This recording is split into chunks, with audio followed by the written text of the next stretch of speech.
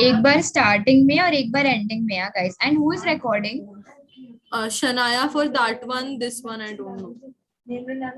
This one, Sushri, you only record if you don't have to switch then. Acha, but you're the moderator. No, I wait. will. I need to read the rules and everything.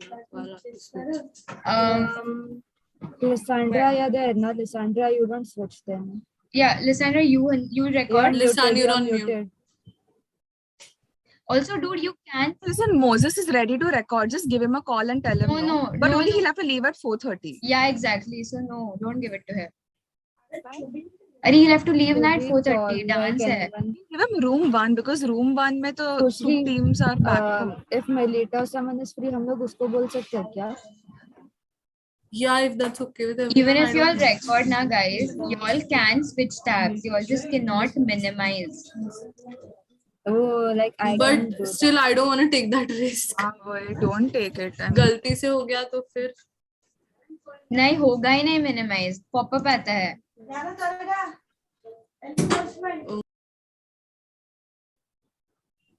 Hello. Should I call Melita? Ask her.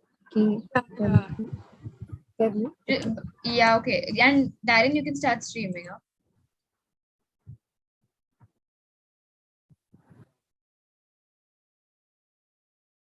Yeah, I am. Okay.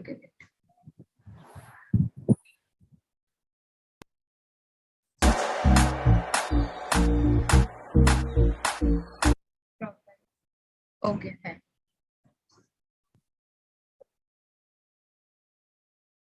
Yeah. Yes, please. Yeah.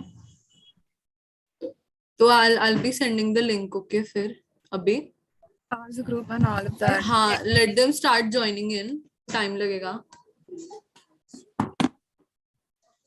Everyone आते time लगेगा. So yeah. And Sean already knows. Okay, so guys, whenever you all are assigning, like कब करना है rooms assign after the intro and all, right? Yeah. After Lisan says ki who are the participants in room 1 and room 2. Uttisan Marli. I shouldn't be taking names. I'll just address them as team A and B. Correct. Yes. Okay, so then I'll start assigning them, no? And then you all just say ki start joining. Okay, I'm sharing the link. I'm nervous. Also, you all have a slide for sponsors or no? No, we didn't make PPTs only. But वो needed है. Listen, I told now on the cultural admins ka group. But PPT you said if we are using, no, we were not using PPTs. But like you all are mentioning the titles and the names, right? At least. You just tell me quickly what to tell. I'll mention it. And do I need to go at the start, end, or both? So you need to mention the sponsor's name in the beginning. Then I'll play the video. Then in the end, you don't need to mention the names again, but you need to play the video again. So just I sent it to say also on the group. मैंने message भी भेजा था titles के साथ. Recollect. You do one thing. You just send it to me right now. I'll add it to the script then. Wait. Also, I've shared the link, so now people will. When will then I will first, then where do we put this thing now? Right in the beginning, you all can just say.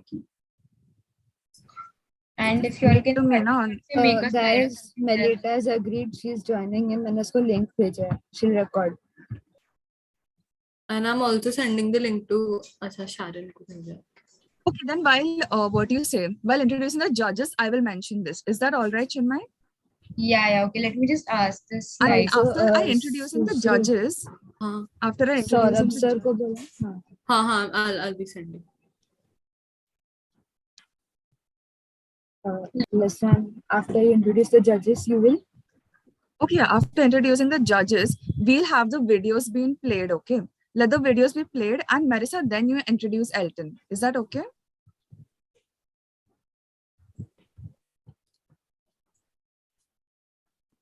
Introduce the judges and then introduce Elton. Wait, something isn't sitting right. Okay, wait. Also, Marissa, could you check if like everyone is in or not? Yeah, listen, mean- when, what did you say? The sponsors ka? Give me 1 minute. I'll check. Before introducing the judges, I'll just extend a vote of thanks to our sponsors, and then you play the video. Is that okay? Yeah, that's Yeah, better. okay. Yeah.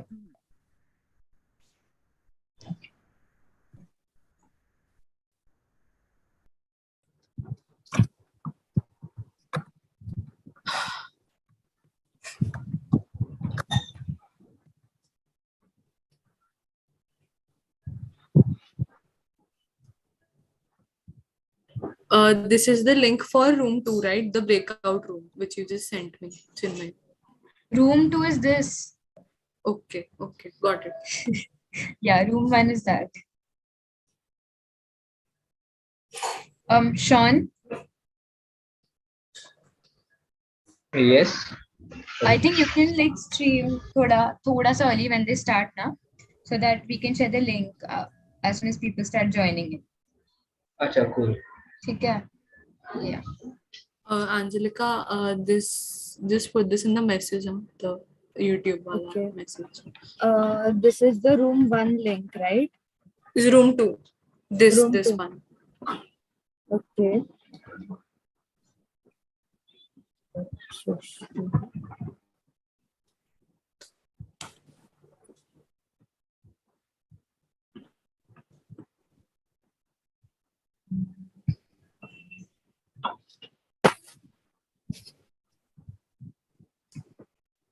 Also, I'll make the people who are recording co-host. Okay. Did Moses agree? No, Melita is doing it and Shania is doing it. Okay.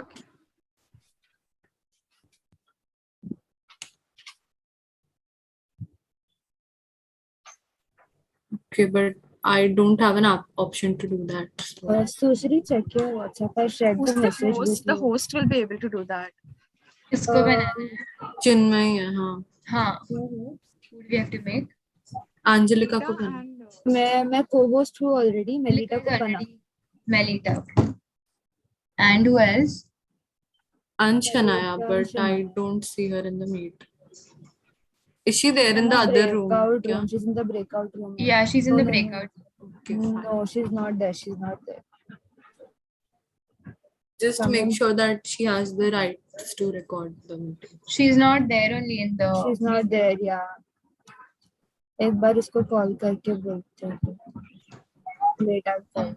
Okay, I guess guys we can start. People are started joining in.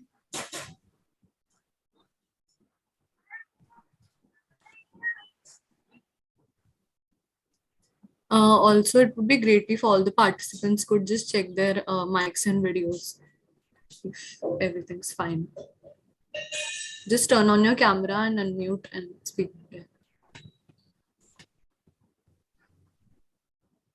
Hello. Hi. Hello. Audible and visible. Yes. Hello, people. Yes. How do you do? Hello. We're doing great. How are y'all? Peace before the fight. Yeah. I'm missing, last year. Yeah, we debated last year. It was fun.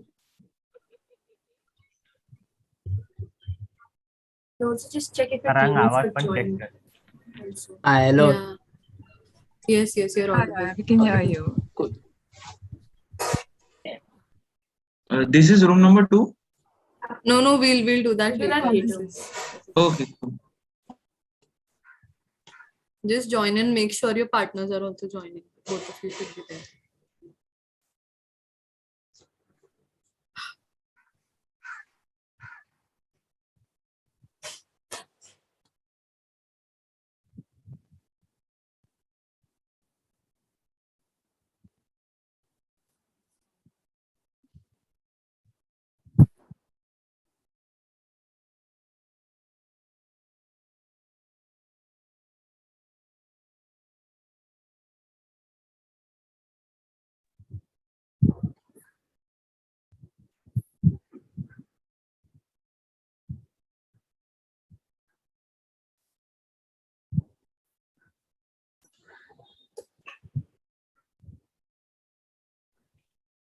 Hello, can you all hear any background noise from my end?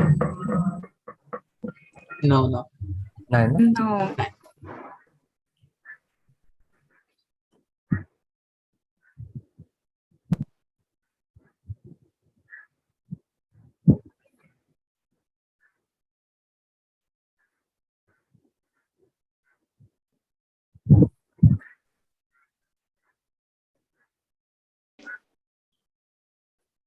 See ya.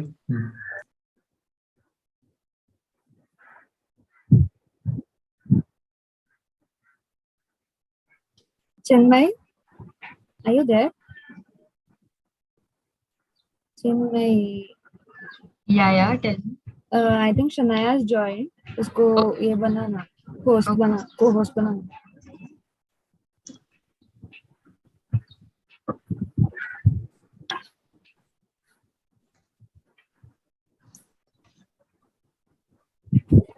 Okay, done. Thank you.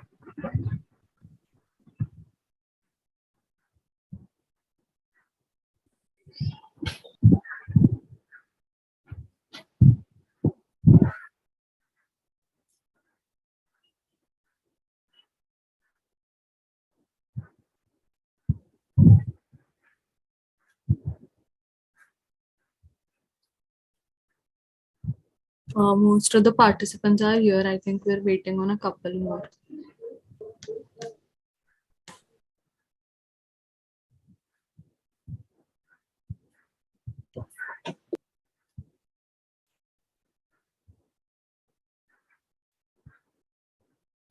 Also, room 1 is also streaming, is it? Has it started? Not yet. We'll start. Yes. Room 1 is streaming. Both are Acha. streaming. Then just share that link. Yeah, Na? then they share the link. Just a minute.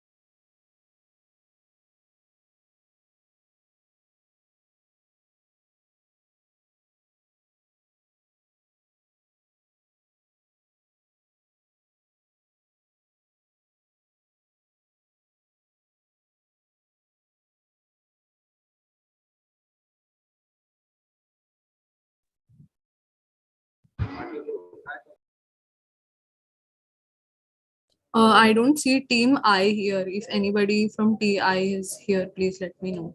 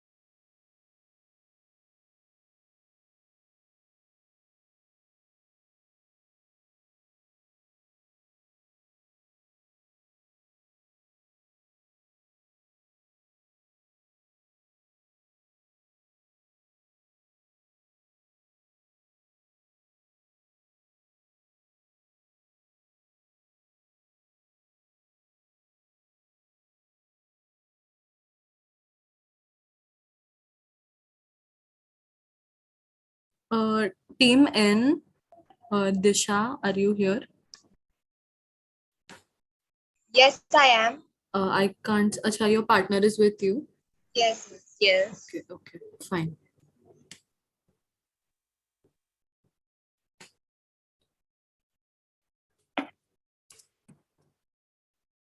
Okay, is team I here yet? Anyone from team I?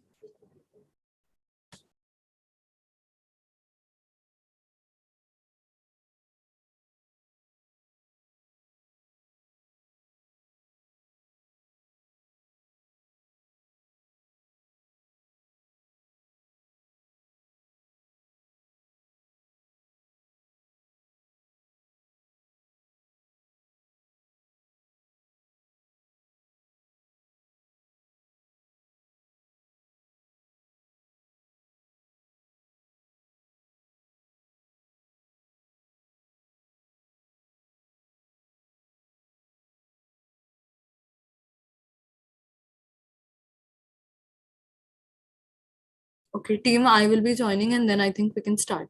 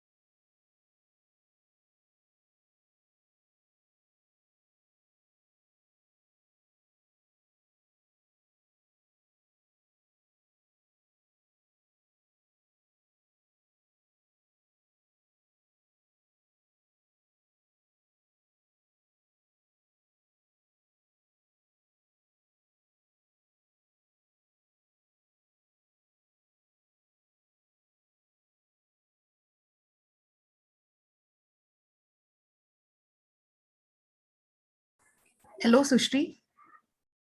Yes, yes, Is this Ritika. room 1 or room 2? This is room 2. You'll be going to room 1 and we'll put everyone in room 1. Don't worry about that. Okay.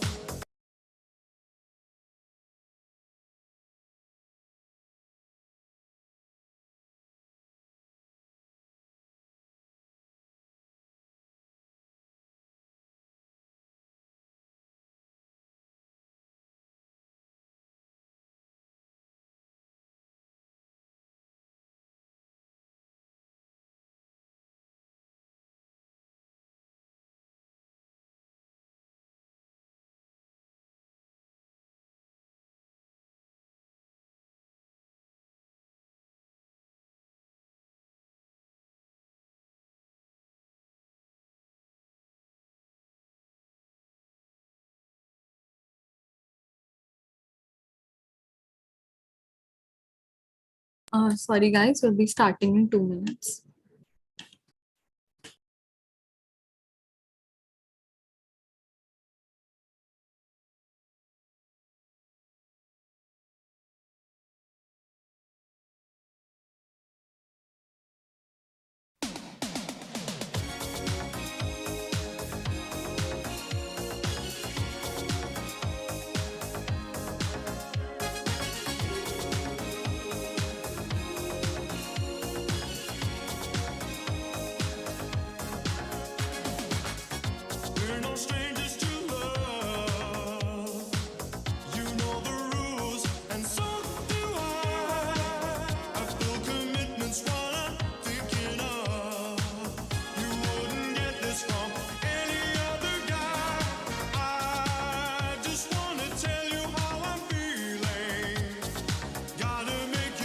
Okay, I believe team I is here, right? Please confirm. Okay, she just left. Is Maithili here?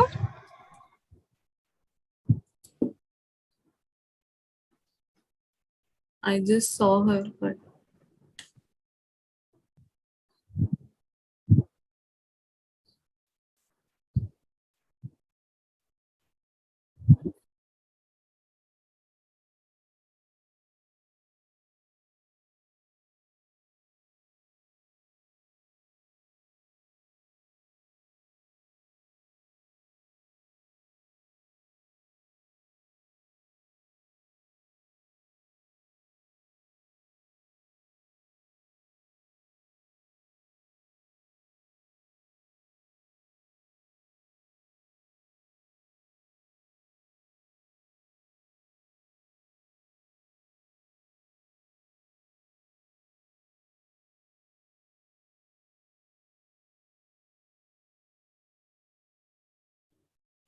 okay, I think everyone is here. We can begin.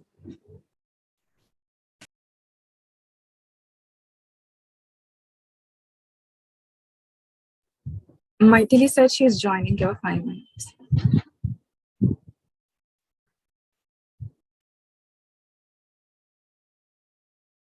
And also, everyone, both the rooms will be live streamed on YouTube, so you can share the link with your family and friends so that they can see it.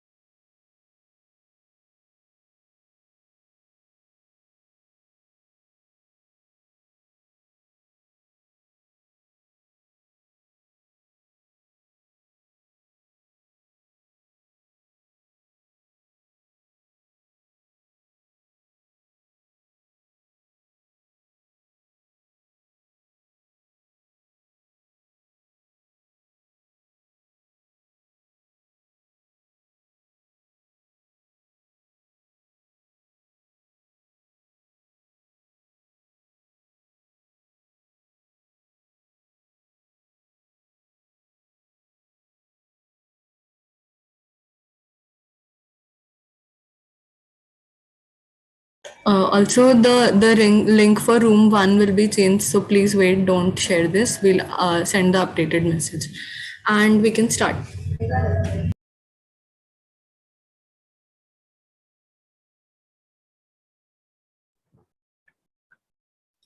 Hey, Marissa, how do you prefer to go about with a heated argument?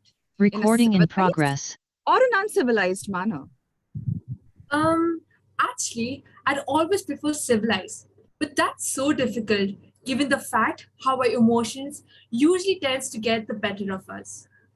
I know, right? Imagine being compelled to do so under all circumstances and resist the urge to uncivilized retaliation. So true. Hence, I've always been in awe of people who know their way about a good debate. Likewise, wise people don't argue, they debate. And today, we have 32 wise people in the room to take on the topics allotted to them and do whatever it takes to defend their stance. So, guys, here's presenting to you our fifth literary event, debate.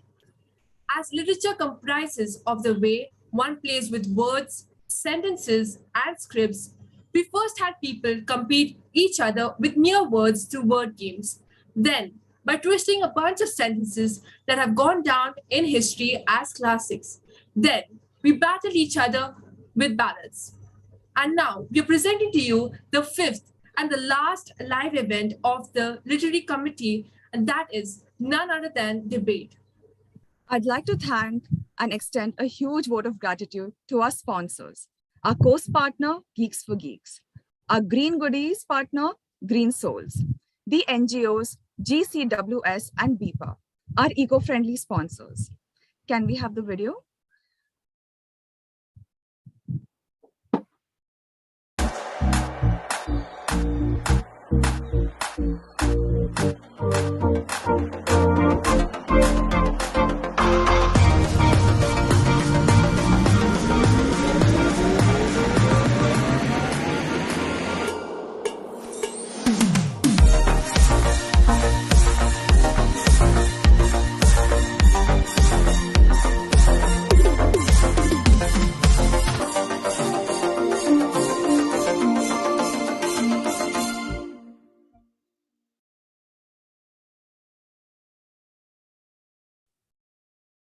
you so much. Today, we also have our esteemed judges amongst us, and they are none other than Elton Lemus and Abhishek Yadav. For a person who argues with strangers on a train and calls it debate, Elton has had tremendous exposure to the world of art and literature. He has participated and won various art and literature competitions in exile right from his first year and has carried that passion into his work life at LTI. He represented exile for national level debates competition alongside Abhishek Yadav. Thanks for accepting our invitation. We are extremely delighted to have you as our judge. Abhishek Yadav pursued computer engineering from Xavier Institute of Engineering as a part of the batch of 2020. He won the debate during Spandan in 2017 as an FE and later was chosen as the event head of debate in Spandan 2018. Elton and he go a long way when it comes to debate, as they have represented XI at the national level debate competition. Thank you so much for lending us your time and expertise.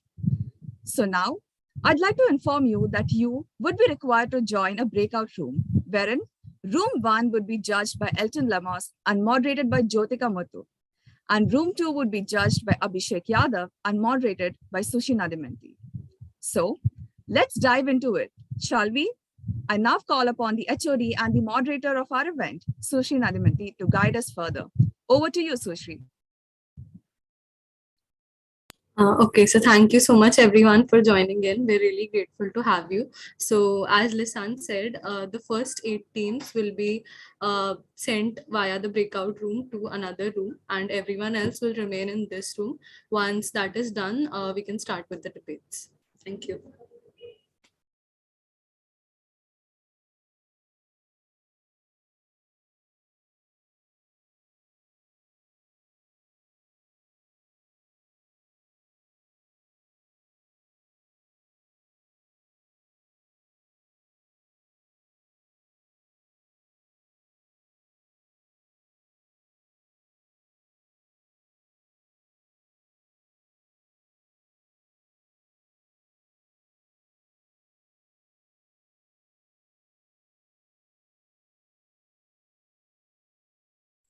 Sushri, I think from team B, I cannot find Tehseen, okay?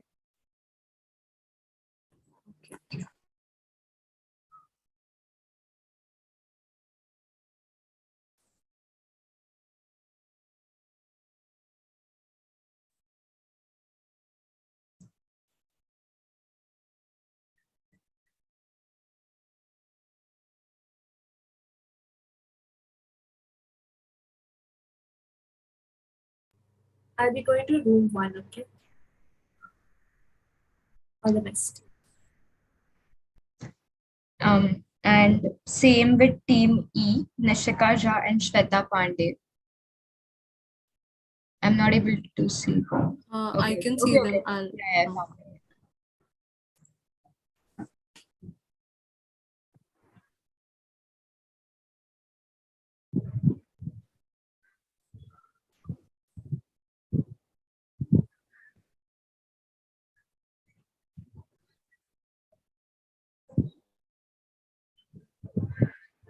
Yeah, Laksh Gohil is also not there. I'm right here. Okay, fine.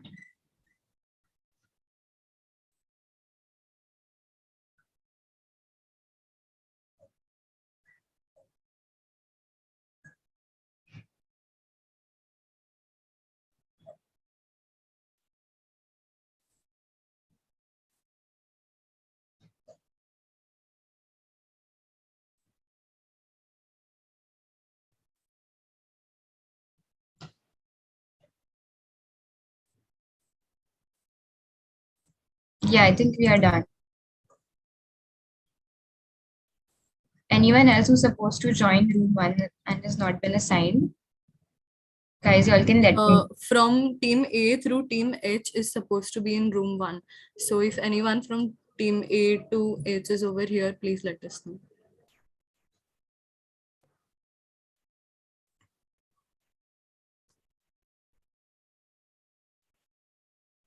Okay, then I think they're there. 1 second. I'm from team A. So Okay. Okay, wait. Who is this? Sarah. Sarah. Okay.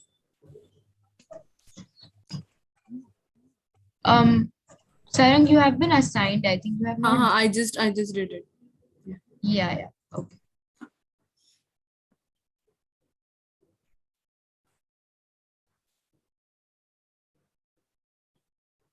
Okay, now I think everyone is there where they're supposed to be.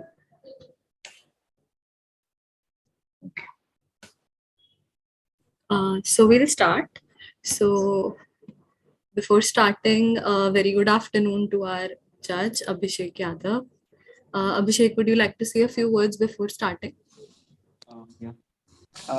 Thanks for having me, Sushri. It's very exciting to be here with you, everyone. And I hope we have an amazing debate. We get to listen and understand different viewpoints. So, yeah, I'm excited. Let's see what our participants have in store for us. Thank you. Okay. So everyone knows which team they're in. So I'll start out by reading the rules.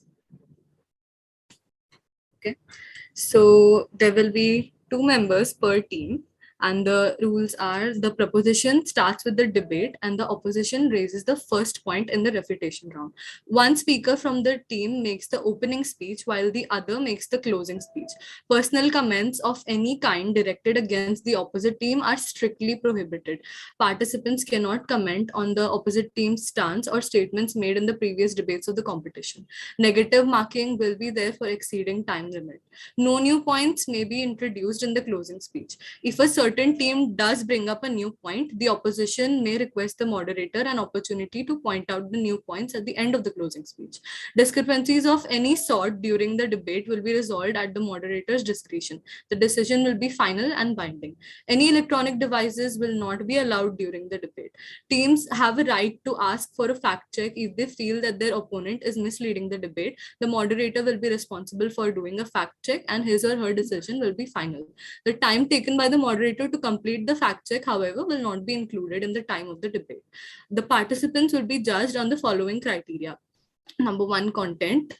2, use of quotations. 3, body language, diction, and vocal delivery. 4, logical illustration and analysis. And 5, discipline maintained during the refutation round. The time stipulations for this round are as follows. A 1 minute 30 seconds opening speech will be given. A 1 minute 30 seconds closing speech will be given. The warning bell after 1 minute 15 seconds. One bell. Just a second. I hope that was audible. Please let me know in case it wasn't. One bell will be rung after 1 minute 15 seconds and a final bell after the time is over for both the opening and the closing speech. That is 2 bells will be rung. No new points can be introduced after the warning bell. A contestant can, however, complete his current point and summarize. However, the contestants are expected to conclude in the next 30 seconds and he or she would not be allowed to speak after 1 minute 30 seconds for the opening and the closing speech. 8 minutes for the prime debate or refutation are allotted and 1 warning bell after 6 minutes will be rung. Also, all the participants are requested to keep their cameras on during the entire time that they're debating, as well as ensure that there are no background noise or disturbances on your part. The structure will go as follows. First, the opening proposition speaker will speak for 1 minute 30 seconds. Then the opening opposition speaker for 1 minute 30 seconds. Then a refutation round of 8 minutes. Then the conclusion by the opposition speaker for 1 minute 30 seconds and conclusion by the proposition for 1 minute 30 seconds. I hope all the rules are clear and you feel free to clarify anything in case you have doubts.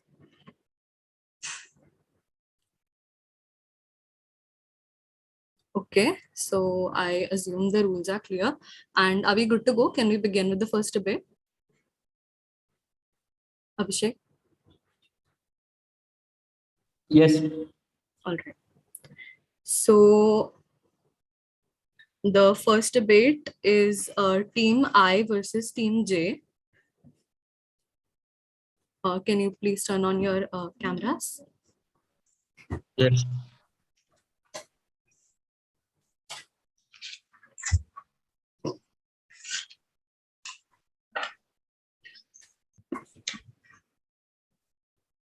Shripad and Neerav. Yeah.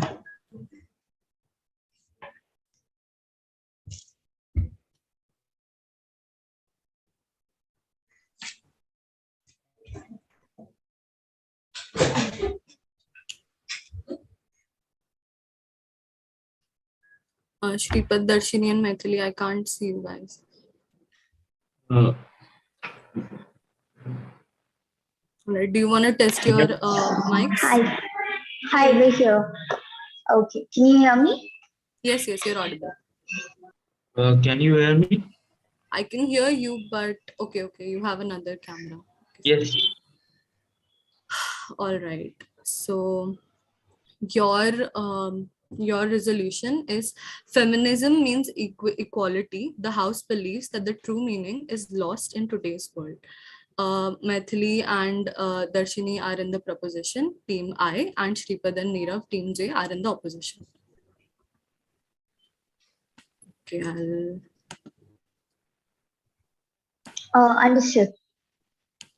Yeah, I'm just putting you on spotlight and then we can begin.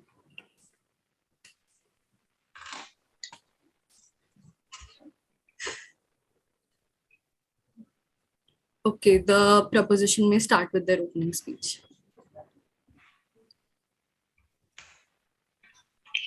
Clarification. The opposition starts with the opening speech, correct? The proposition starts with the opening speech and the opposition raises the first question during refutation. Okay, understood. Right. So I'll start the timer now. The proposition may begin starting now. Feminism is a very important topic and no doubt a very important aspect of society today. But is feminism really about equality now, or has it become about pushing men down? A lot of times feminist movements have turned less into help women and more into how can we suppress the men in comparison to women. Of course, women deserve equal rights and they deserve to have equal opportunities. However, this does not mean that certain opportunities or certain rights are taken away from men. While certain malpractices absolutely need to be taken away, it is also important to make sure that men are protected. Laws encouraging women to file false accusations against men are a prime example of this. While it is accepted that some women do file false rape charges against men, it is very important to let the men refute the arguments. Oftentimes, if an argument is not suiting a woman's choice in a particular scenario, it is the man is blamed for it. One very good example of this is the video that had gone viral on social media around 2009. The video where a woman was shamelessly and very ruthlessly beating up a Zomato delivery driver. I'm sorry, was that a bell? Yes. Okay. In conclusion, it is important that feminism be about equality and not pushing down men. And today's feminism has lost the entirety of it. All right. Now the opposition may begin with their opening speech. Good afternoon. I take this opportunity very responsibly as today's topic is the most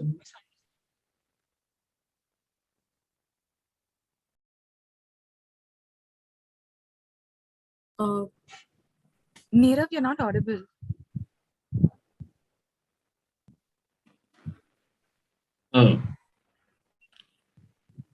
Hero, can you rejoin?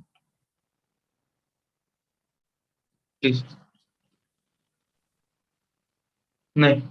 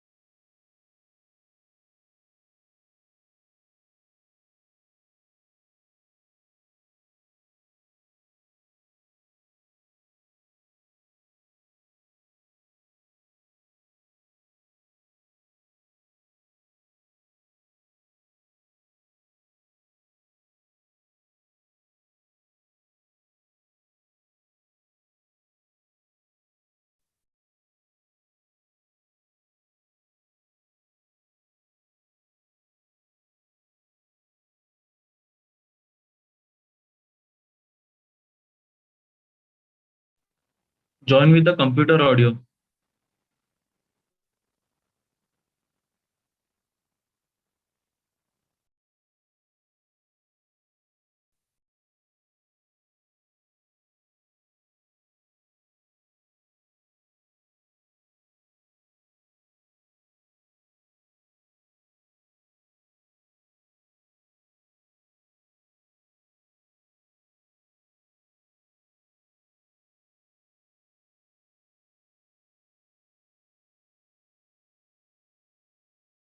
You're still not audible.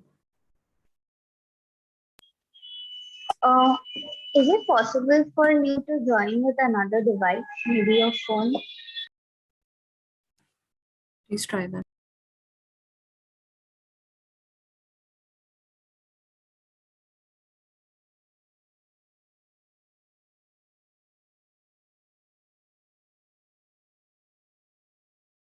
Meanwhile, could the others please let me know if this was more audible than the previous spell? Yes, this was more audible. When we're talking, it doesn't become audible. Is there any other way to sign? Maybe if you give us a reaction or something?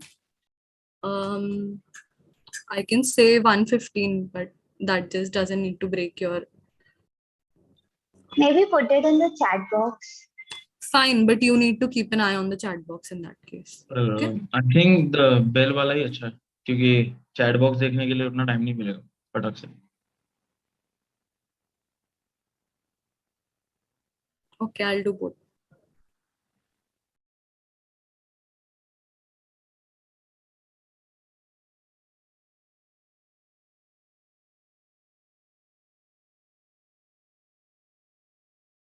Nirav, could you possibly try without the earphones to see if it's working?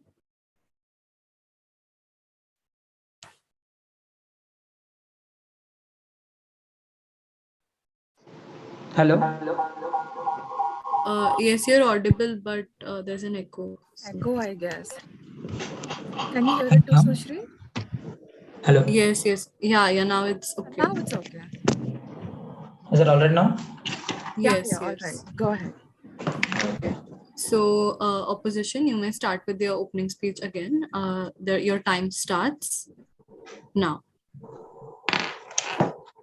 All right. Good afternoon. I take this opportunity. Is there a disturbance?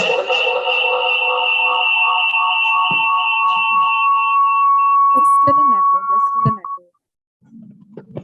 Please turn off the speaker from your other device. Hello? Hello? Still an echo.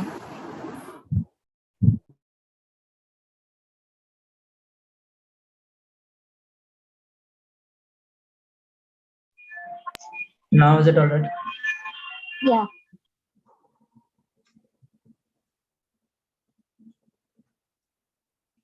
Should I start? Okay. Opposition, begin your opening speech. Okay. Good afternoon. I take this opportunity very responsibly as today's topic is the most misunderstood as well as very sensitive. Yes, we are going to talk about feminism. We truly believe that feminism means equality, nothing more and nothing less. This house believes that the meaning of this word feminism is lost and is highly misunderstood. Discrimination and regards to gender is not only the issue of Asian countries, but has become the matter of discussion for the entire world. Gender equality needs to be talked worldwide. The word feminism came into existence in July 1848. An official protest, the first official protest against American women's right for education, right to vote, and property access, famously also known as the suffrage movement. So this movement, called as the suffrage movement, where 300 women and men came together across the country and declared that all men and women are created equal, that they are endowed by the creator with certain absolute rights, that among these are life, liberty, and the pursuit of happiness. So, in 1872, in the US, Susan Anthony was arrested for trying to vote during the trial. She argued that as a citizen of US, it is her right to vote, but the court ruled that the citizenship is not equal to the voting. And after 50 years, in 1920, the 19th Amendment was passed, which said that the vote shall not be denied by the US on account of sex. Notably, in year 2020, Please conclude. marked the 100th anniversary in 19th Amendment. So women have fought hard for their rights with the help of feminism, and the justice is served.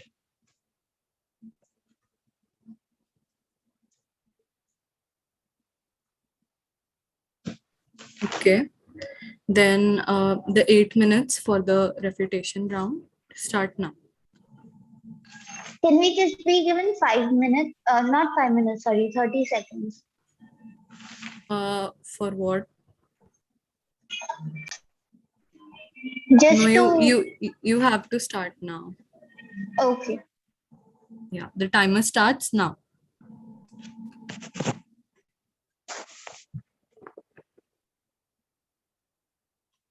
Opposition, you may raise your question. So the women have fought hard for their rights, and with the help of feminism, the justice is served. So how can you justify the fake feminism?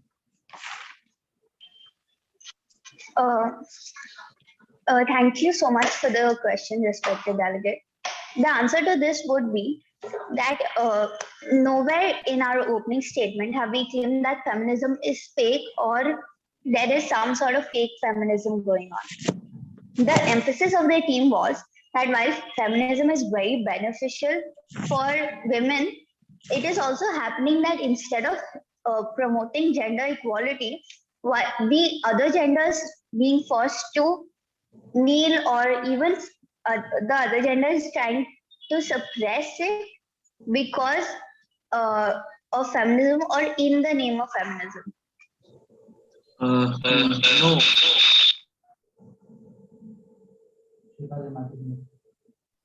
Now my voice is clear. No, it's still not clear. Now my voice is clear. Yes. No, I can't agree with this point because in late 1935, the dictator of the Turkey, Kemal Pasha, if you know, the Kemal Pasha has come forward with this the stand with the women because there is no election during in the European country before that. So Kemal Pasha took a stand for the women to give a no to give educations, to give the works, and also to develop the country. Uh, they were given a 5.7% chance to the women in that time. So I am not agree with it. You can say that women are suppressed. I mean, the other gender is suppressing the women's rights. I can say. That's anything. Actually, she never said that other genders are suppressing women. She said it's like now feminism is like some females are suppressing men. That's what feminism is right now. But the original meaning of feminism is something else. I disagree with this. In continuation, what Darshini said, the ultimate goal of feminism was to help women rise to the same level as men, not to help women drop men further.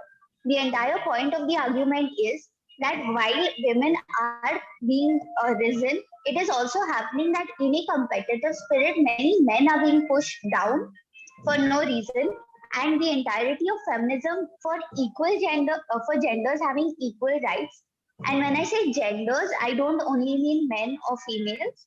I also mean all the LGBTQ as well as the queer community that is often left unacknowledged in such arguments. So feminism was a moment to help create gender equality, not gender parity. All right. So to know this more clearly, why feminism was created. So let's see it with an help of an example. There are, let's say, for suppose two genders, and among those two genders, one gender is being discriminated, and to match the levels, to match the equality, the feminism was created. And there are still countries, many underdeveloped countries, where women are just seen as a tool to bore child and do the kitchen work and do the house chores.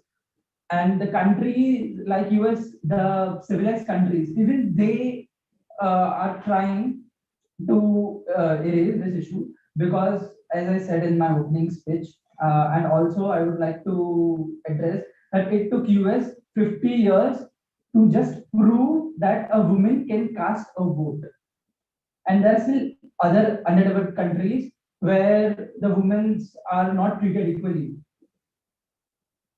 And the scope of feminism is much more than that of the fake feminism, as I would say.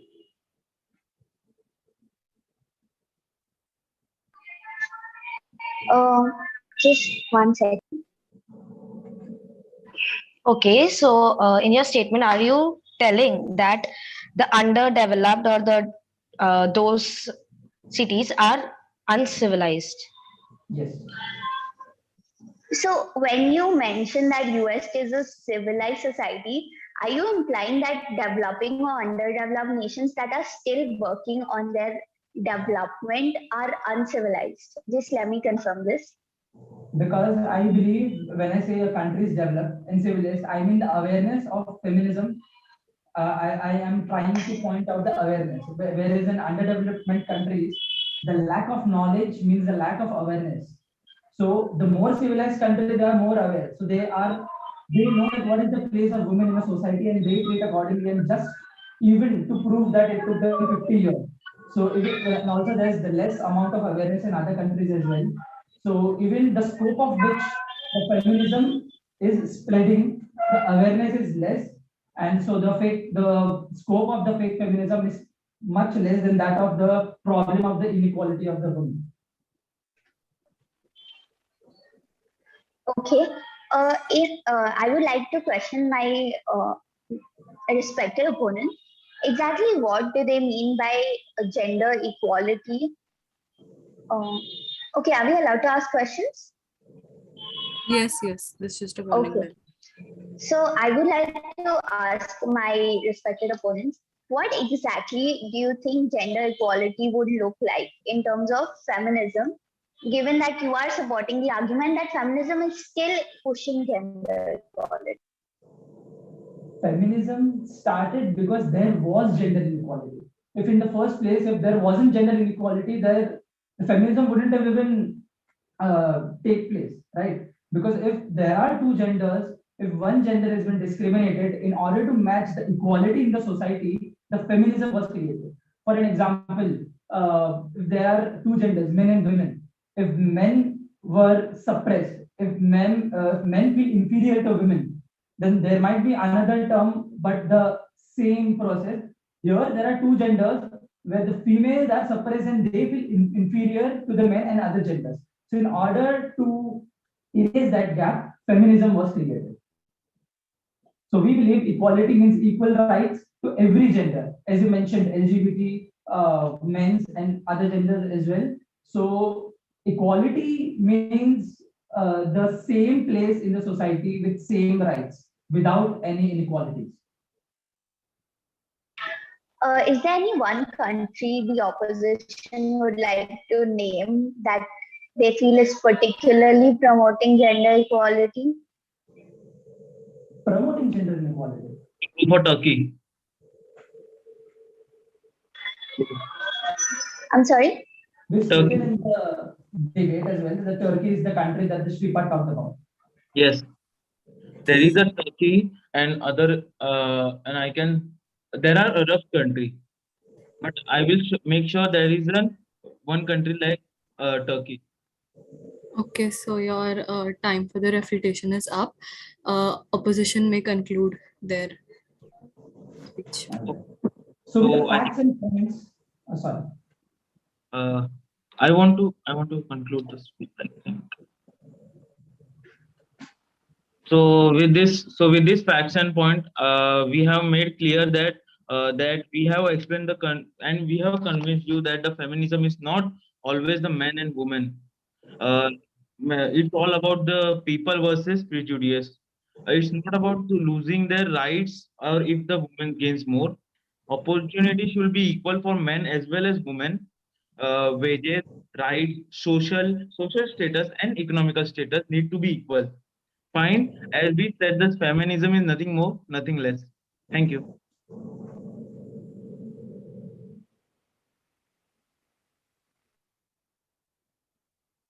That's it, you're done. Okay. The proposition, please start your concluding speech. Ma'am, in their concluding statement, they introduced Yes, two yes. new points. I've noted. So are we allowed to refute them? No, you may just conclude your Okay. part. Start.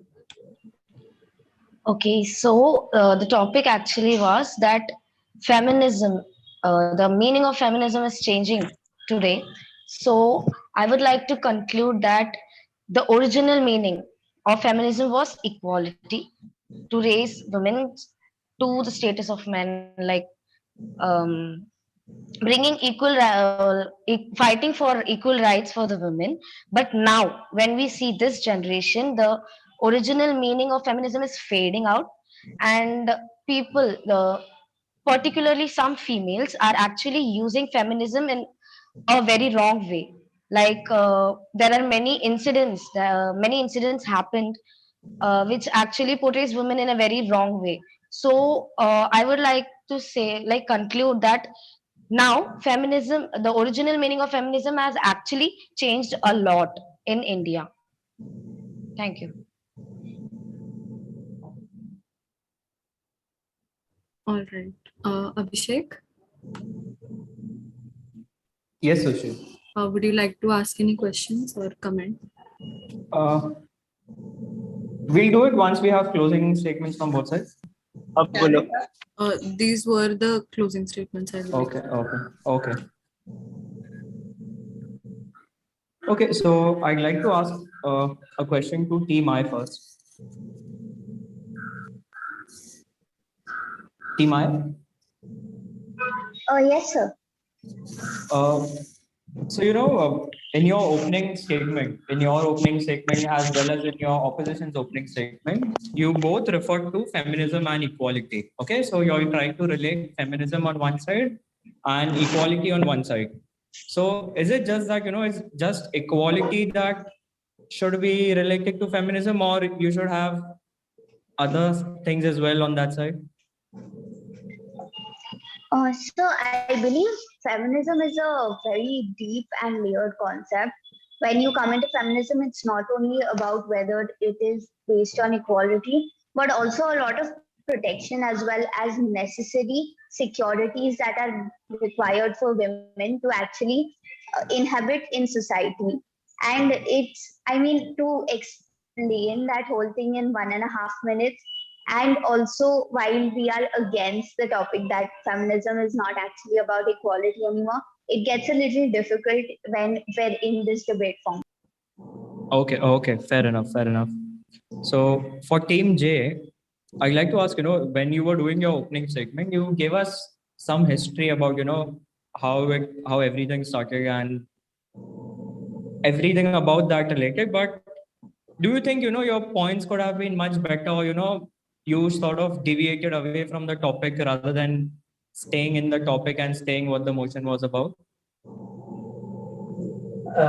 Actually, we believe that even what we try to convey was that even in the underdeveloped countries, the problem of inequality is much more than that of developed, and we took the developed countries as a reference. That even there, it took them 50 years to treat women as equal as men. So if they can do it with the spread of the awareness, even underdeveloped countries can do it. So I'll ask you also the same question, because in both of your opening statements, you all have this feminism equals equality question mark. So do you think it does not equal anything else? It's just equality? If we get equality in a society, we are treated as equals. And feminism is a notion that women are people. If there was no equality, then there wouldn't be a question of feminism as well, because they were inferior to the other gender. and that created the discrimination. In order to reduce that gap, feminism was created. Neerav, while you were refuting, you said that, to quote, feminism started because there was gender equality. So it's sort of, that is when I felt like, there was a disconnect between your opening segment that you made and in the refutation when you were talking. So that's something you can note it for later, Okay. Yeah. Also, Abhishek, please take note of the points which were added in the concluding. Yes, absolutely. Yeah, absolutely. I have written them down. Yeah. All right. Yeah. Great. Yeah. Let me know when you're done with the grading, then we can move on. Okay. Just give me a minute. Just give me. Sure.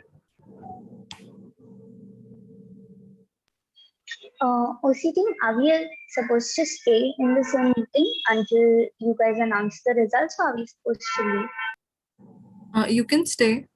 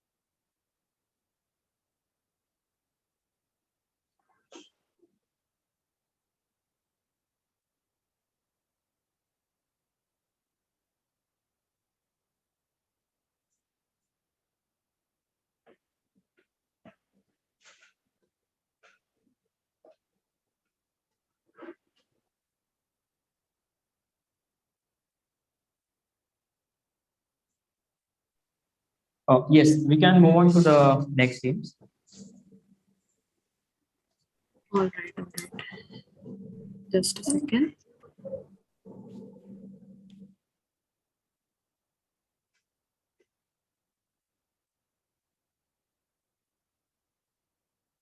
So next up we have teams K and L. So please turn on your cameras.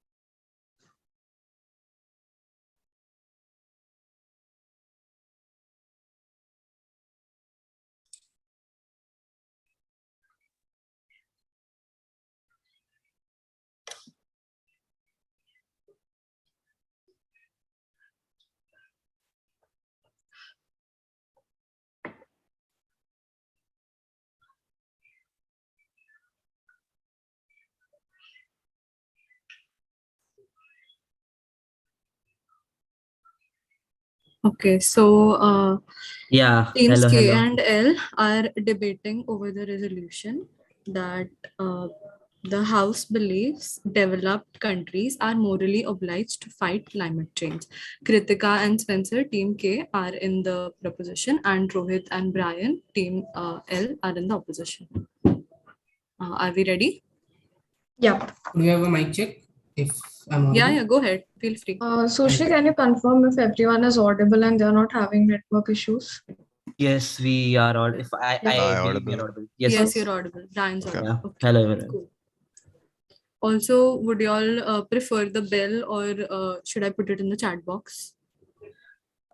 The chat box is fine. I think we get a notification when you put the message there. All right, I'll do that. Okay, so the proposition may begin with their opening speech. Good afternoon to one and all present here. I hope I'm audible. Climate change has gained momentum at the end of 2021 due to the release of IPCC climate change report and various commitments made by nations to take responsibility of their action in 26th Nation Climate Change Conference. But this gives rise to the question, who exactly is responsible to reverse the mishap done to the Earth? According to a 2020 report by Oxfam and the Stockholm Environmental Institute, top 1% of the richest population is responsible for 15% of carbon emissions, nearly twice as much as the world's poorest 50%, who are merely responsible for 7% carbon emission. Ironically, they are the ones who have to feel the burn of climate change. While the developing countries have increased carbon emissions due to the process of ongoing industrialization and how the world internationally labels it as survival emission, the Western countries are increasing CO2 emissions due to lifestyle requirements like heating, air conditioner, modern cooking, and vehicular emissions. As President Obama once said, world's biggest economies are world's largest carbon emitters, and it's time for them to embrace their responsibility to save the earth from crippling shackles of climate change. Thus, this House believes that developed countries are morally obliged to fight the climate change. Thank you. All right, the opposition may start their opening speech. Fine. When the well is dry, we know the worth of water. Some of the most concise words spoken by Benjamin Franklin, and well, he isn't wrong in the slightest. Climate change is one of the most relevant issues up to date, ladies and gentlemen. We must responsibly consider what we're debating over today. The climate crisis is something where the consequences are not local, they are global. We have higher temperatures, more droughts, wilder weather, yada yada. You know the list. And well, this affects us all, developing countries or not. And we're still stuck pointing fingers and trying to hold people accountable. Fact of the matter is, while developed countries are more capable of contributing to combating global warming, their obligation to do so does not increase. The ease with which a party can accomplish a task does not determine its responsibility to do so. It was unknown that emitting greenhouse gases caused climate change until the late 1980s. So basically, from about like a century after the Industrial Revolution. So the damage was already done, and therefore the harm was unintentional. It is unfair to retrospectively punish these nations to something that was unknown to be harmful when it was done. The responsibility should therefore be based upon either current emissions or at most emissions from a period in which the damage caused was known and the emissions could have been reduced. The countries that are still developing can take example from the mistakes of the developed countries and not fall prey to the bad decisions that they made and they were inevitably forced to make. They didn't really have a choice back then, but yeah. We need to work together in unison rather than blaming each other and handing out the cleaning mop to a set of countries.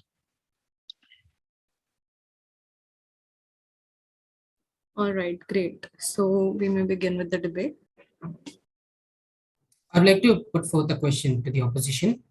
As you stated in your opening speech, stating sorry to interrupt. The opposition raises the first question. Oh, sorry. All right. So as Kritika mentioned in the opening speech, that the top 15% of the carbon emissions have been done by the top 1% richest people. I would like to ask the opposing house that is this damage done by them personally or by the industries they own and employ thousands of workers of nations all around? I would like to answer this question. I would like to answer your question in two parts. The first part where you stated that 1% of the richest people. I would beg to differ, but when we speak about the 1%, it is 1% of the countries that we are talking about, not the people. About the second part of your question, where you stated that the pollution or the emissions that they are generating because of all the other countries also what they are importing. Let me beg to differ, but these countries are heavily dependent on other countries, especially China and India. Most of their products are imported from these countries and most of their manufacturing hubs are based in these countries. Every year we see that during a group discussion when we talk about climate change, sanctions are raised against a certain percentage of carbon emissions to these countries such as China and India. Why is it so that countries like America, EU, who have a higher percentage of carbon emission per person, not blame for, but countries who are having a higher population? I would like to substantiate Spencer. When we talk about personal consumption, we can see that even though China is the leading carbon emitter, it has per person carbon emission of just 7 tons, which is just 2 tons more than the average 5-ton requirement. But when we come to developed country like Australia, it has 17 ton per person carbon consumption, which is almost twice of the requirement. And I would also like to add to the point that developing countries like China, Indonesia, Vietnam, they are the biggest producers for the developed countries for products like textile and plastics. So when it comes to the companies, yes, Western and developed countries are having less pollution done because they are shifting their manufacturing sectors to the developing countries, hence the increase in carbon emissions in the developing countries. All right. So you say that Australia, the numbers you mentioned, that Australia has 17 tons per person carbon emission. I would like to ask you, what is the population ratio between China and Australia? Isn't it very drastic? Exactly. Is it then the distribution of each the emission per person decreases by a lot. So you cannot compare emission. The infrastructure in Australia is almost as same as China. It's not a very big difference between China and Australia's infrastructure as to compare. So but I when you would, compare the population, let me complete. Yeah. When you compare the population, then when you divide the total emitted carbon footprint, then the per person carbon emission reduces for China. If you bring it to the level of Australia, the same carbon emission, then 17 tons will seem like a small number, I would like to say. Okay, so I would like to answer that. In developing countries, you said that it gets divided. Can you tell me exactly how equitable the access to energy is in developing countries like India, Vietnam, Indonesia? I would not like to mention China here, but I'm asking it specifically for India because I would like to know, like, is it equally accessible energy for all if you're talking about dividing the energy? When you talk about energy, transporting energy becomes a huge cost. So at that point, transporting energy from developed nations to the developing countries is a very big cost, which would be a very,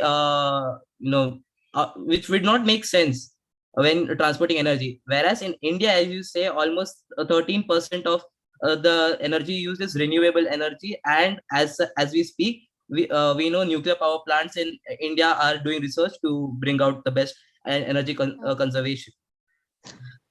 I would beg to differ your point. You just stated priorly few points that comparing developed and developing worlds or countries is different.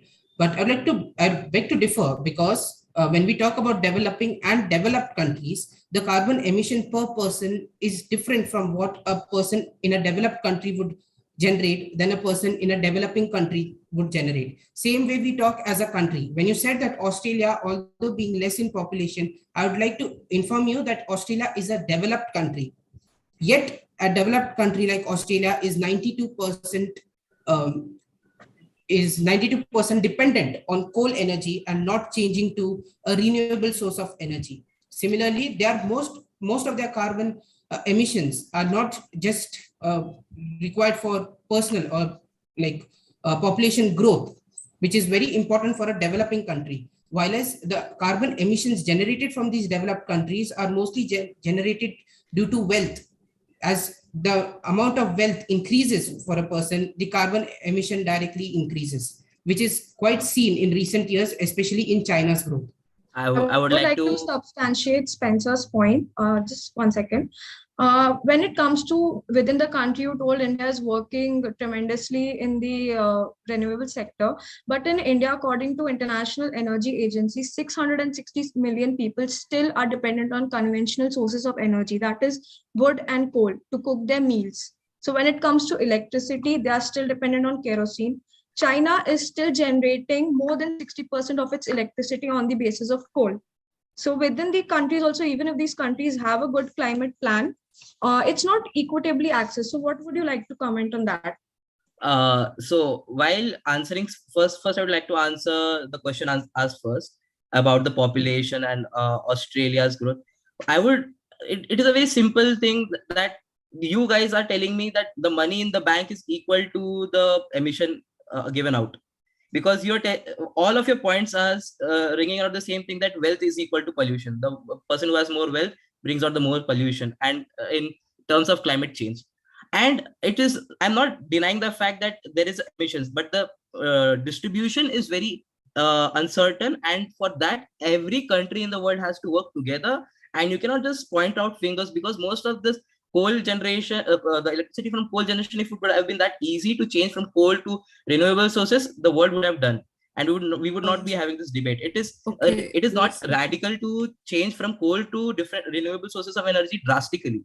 It is to be done over a period of time, and from every countries we have to take a small bit of proportion.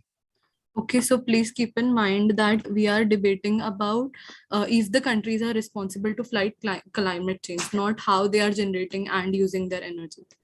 Thank you, Sushri, for the clarification. I would just like to put a question forward. When even Brian in the opening statement did say this, that all of the countries have to be equally responsible. But to just put a number in statistics, 18% of current China's carbon emissions is not even 1/4 or 1/3 of the total carbon emission that is damage that is done to our earth. And this drastic number is only there due to countries such as USA, EU, UK, these developed worlds. And thus we are planning, or we believe that developed countries are morally obligated. Even today, when I catch your point stating that each and every country has to drastically slowly make a turnaround for renewable sources of energy, it is very easy for developed countries to take this method forward. For developing countries, there are quite a lot of challenges that are going to come in hand. I would just like to answer very shortly as the time is up. Very small answer. If the opposing house would have heard to the opening speech correctly, we had mentioned that the damage was already done during the Industrial Revolution. All the power plants were set up already, and hence henceforth cannot be changed. Now, changing from a very set up infrastructure to rebuilding a new infrastructure is a very big deal and requires a lot of capital. Instead, we would have to bring changes in technology and innovate ways to work through the future. So that's where the developing countries can do their part. While developing only, they can make these small changes and learn from the mistakes of the developed countries. So hence, not a single country is morally obligated, but all of us are in unison obligated to help out with the cause. Adding to Rohit's point, just because the country is developing, you can't really just go in the same steps that the mistakes that developed countries made, right? So you have to do different types of, you need to make change, basically. You can't just go the same way. Okay, Brian. So lastly, I would just end this, end the refutation on by saying, even though you said that the developed countries are obliged, that doesn't mean developing countries should participate. Well, according to the climate change index, 10 out of 5 countries who are doing the most in climate change are developing countries, and they are the burdened most. And out of these, I can name the countries: India, Morocco, Chile, Malta. These are the developing countries, and they're working the most for climate change. And in this list, we can't find US, Canada, UK, or Australia, which are the developing countries. So when it comes to developing countries, I can't even see them participating in the top 10, even when they are the biggest economies in the world. So I would like to finish my stance. Thank you, Sushri. Okay, the opposition may start their closing speech. The closing speech from the opposition, yeah. Sure. Although the industrialized West has been inadvertently responsible for the increased greenhouse emissions during the Industrial Revolution, the fight for global warming is nigh. We cannot wait for few entities to be charitable when they are not obligated to. Instead, we must work together in unison by taking steps globally in each and every country to try their best to abolish their carbon footprint. The countries today had a choice. They have a choice of continuing the same old ways or taking a step forward in the right direction. Nuclear power plants are expensive to build but relatively cheap to run. In many places, nuclear energy is competitive with fossil fuels as means of electricity generation. Waste disposal and decommissioning costs are usually fully included in the operating costs. Developing countries would gain from making a change now rather than later. Climate change is a war we must wage collectively, putting aside our differences. Here, I would like to conclude. Thank you. Closing speech from the proposition. Okay. You may start. So, as we discussed in this debate, we have sort of come to a conclusion stating that it is a collective endeavor and it is a collective accountability, and it may not be too late to take this collective decision. It is an investment on the human resource, and it is a right to fight for climate change. In the end, we can say that developed countries should support developing countries in lacking climate changes, and the developing countries should also learn from the mistakes made by the developed countries and try not to repeat them.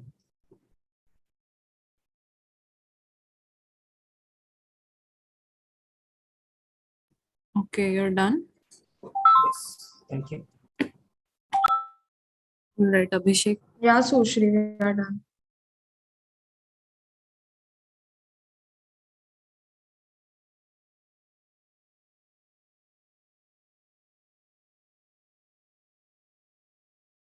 Abhishek, you'd like to ask anything?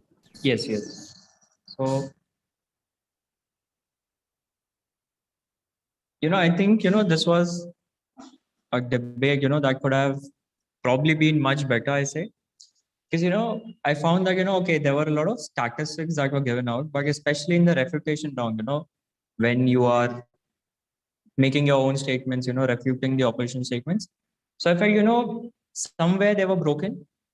Maybe, there could have been a better way, if you get a question from the other end, you answer that and then move on to your point and then you raise a question.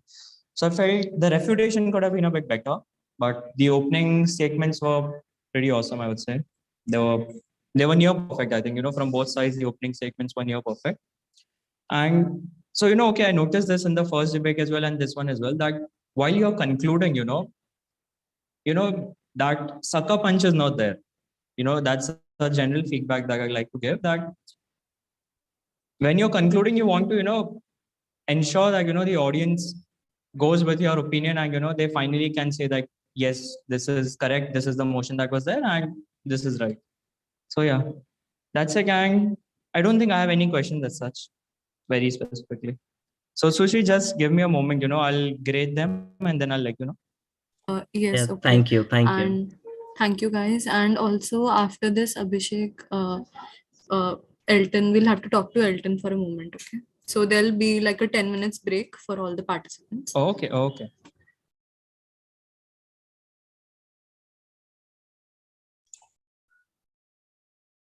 Sushri, for the next rounds, you'll update it on the WhatsApp. So, Yeah, I'll do that. But I mean, if it's possible, just stay in the meet. in the meet, yeah. Okay.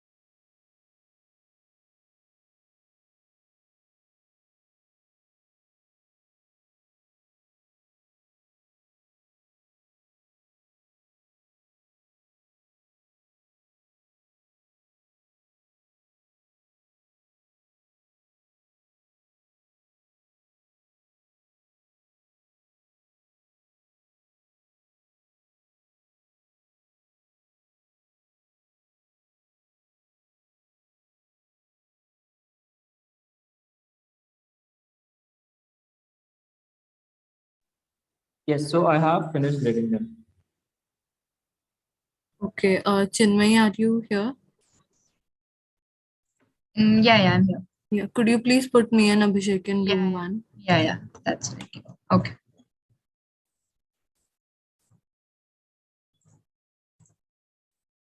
Yeah, it's done.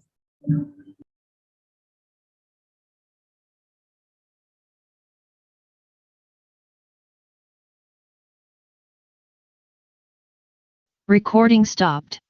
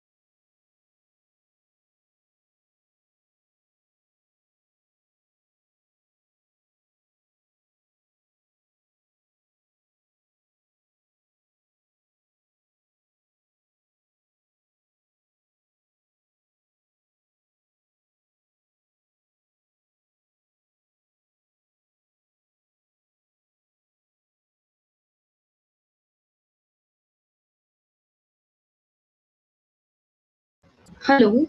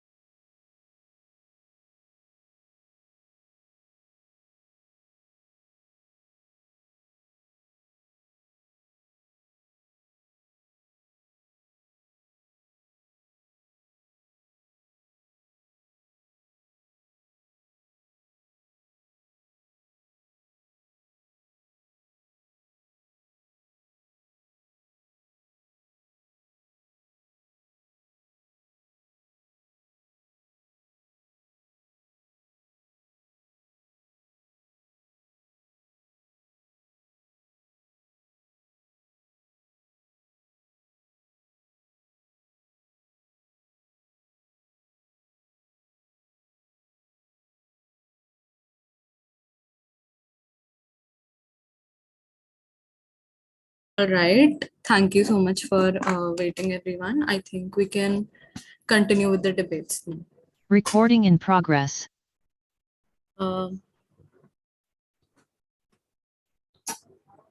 Just a second. Okay, so I believe next up we have team M and N. Please turn on your camera.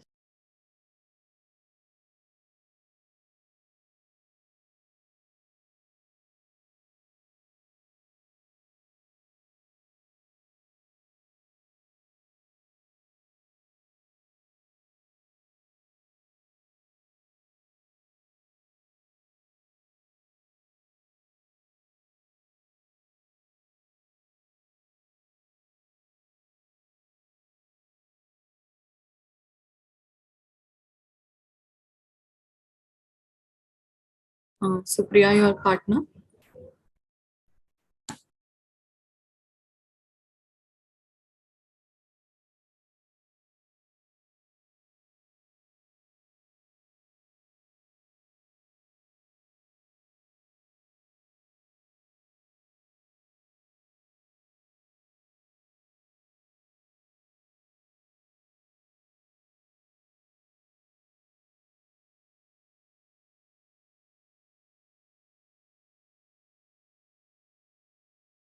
Okay, so now we have team M and N, and their resolution is the House believes that psychotherapy is a placebo, and team M is in proposition and N is opposition.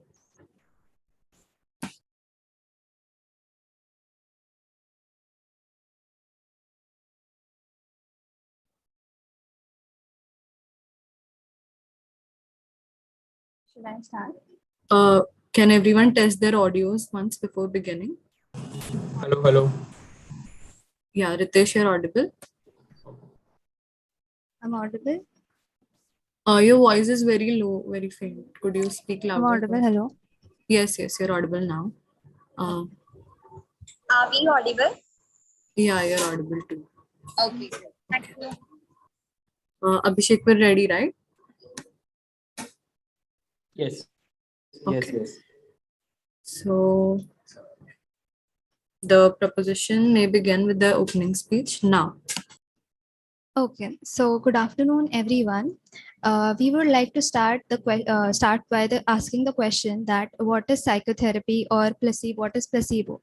So psychotherapy or the talk therapy is a way to help people with a broad variety of mental illnesses and emotional difficulties. And talking about the word placebo, it is a Latin word that means I shall please.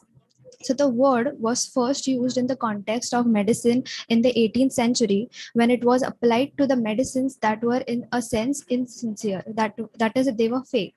So because they pretended to cure without any known medicinal properties. So it is an unexplained phenomenon where in the treatment and the therapies, the psychotherapies that aren't supposed to have an effect and are often fake make people feel better. So here in this case, the treatments and the therapies are the placebos, and the effect that is caused by them is the placebo effect. So we would be talking in the favor of the topic psychotherapy is a placebo.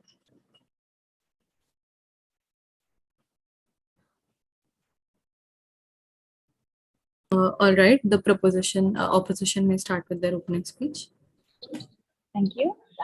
Psychotherapy isn't a 20th century artifice imposed on nature, but the reinstatement of a natural healing process. So, good afternoon, everyone present here. This is Pratiksha and Disha Kaswankar will be speaking in the opposition of the statement that is given psychotherapy is a placebo. Ignored. Placebo is used for mind games, whereas psychotherapy is about changing mindset. So we are strongly against the statement that psychotherapy is a placebo. Psychotherapy is a psychologically based form of a treatment used to help people to understand their emotional and behavioral changes in a better way and resolve them.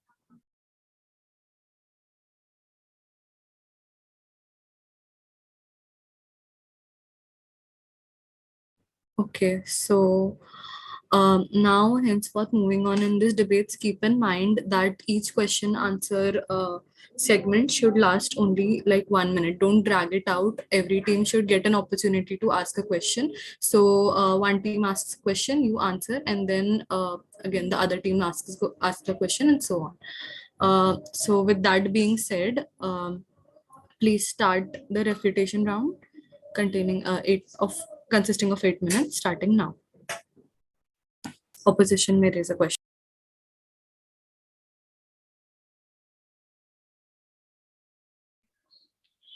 The statement proposed that psychotherapy is a placebo just because there are no use of medicines in it is, I think, it's very baseless, because the words here are the medicines, the words are the drug. There are people who need to talk. That's the therapy is quite important, and in today's time it's, I think, the most important thing.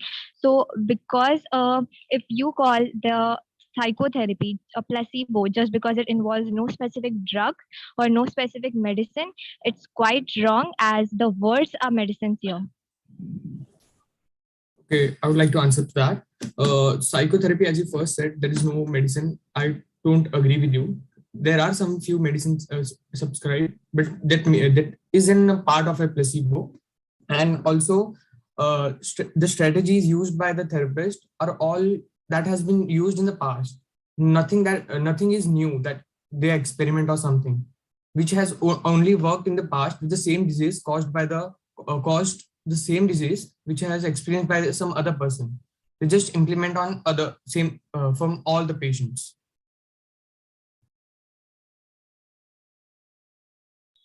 Okay, I don't agree to that, as every mental illness is different. Every person is different. Their way of thinking is different. So whenever the therapy is designed, it's a proper treatment. So whenever a specific person goes for a therapy to any therapist, it's designed in a way to know, like, first you analyze how the person is thinking, how they deal with their perspectives, everything, and then a therapy, then a treatment is designed for them, that what should be talked, what not should be talked. It is Proposition. about the words. Please ask a question. You guys are not asking questions. We have to answer, right? That was not a question, and you haven't raised a question yet. So. Okay. I would like to ask that you're saying that the treatments are different, the therapies are different.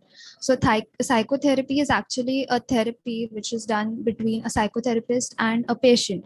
So a patient consults a psychotherapist. Why? Because he thinks that he has some mental illness. He thinks he needs to talk to some person. He thinks that it will help him overcome his illness, his mental illness, and make him feel better. So it is what he believes, it is what the patient believes. So here, if the patient has no belief in the doctor or like the psychiatrist, he has no belief in the psychiatrist, then how will the medicine cure him? Like, it is a belief that the patient has that, yeah, yes, this medicine would help me.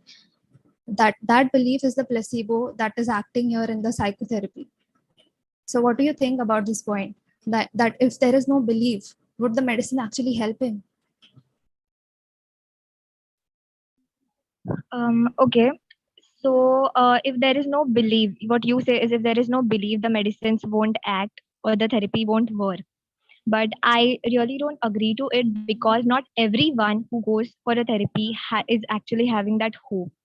It's not like everyone. Most of the people who go for psychotherapy are almost forced by their loved ones, like, you need a therapy. Because even today, when we talk about psychology and psychological issues, people look it as mental illness, or it's just, if we talk in our Indian thing, it's like pagal hai wala stuff. So I think that the belief is important, but the belief, it's I think it's more in the context of the psychologist, the person who is providing the therapy. And if we talk about the person who is receiving it, it grows, like, from session to session it increases, as well as because they themselves see the difference in their beliefs, their thinkings about the facts which they were overthinking before and what it is now. Mostly therapy, people nowadays are requiring it even for their breakups and relationship issues, as well as finances, and it's not just about some Sorry to day-to-day interrupt issue. you, but I guess you are getting distracted from the point. Is it a placebo or not? that the therapist provides a warmth and comfortable environment through which the patient can open itself. We all know that we say, as you said, that the loved one forced them and all. Why does that loved one force them? Because it's a mindset. Yeah, if you go to a therapist, it will all be fine. Just thinking that it helps it 50%, 50 to 60% cures the person right away.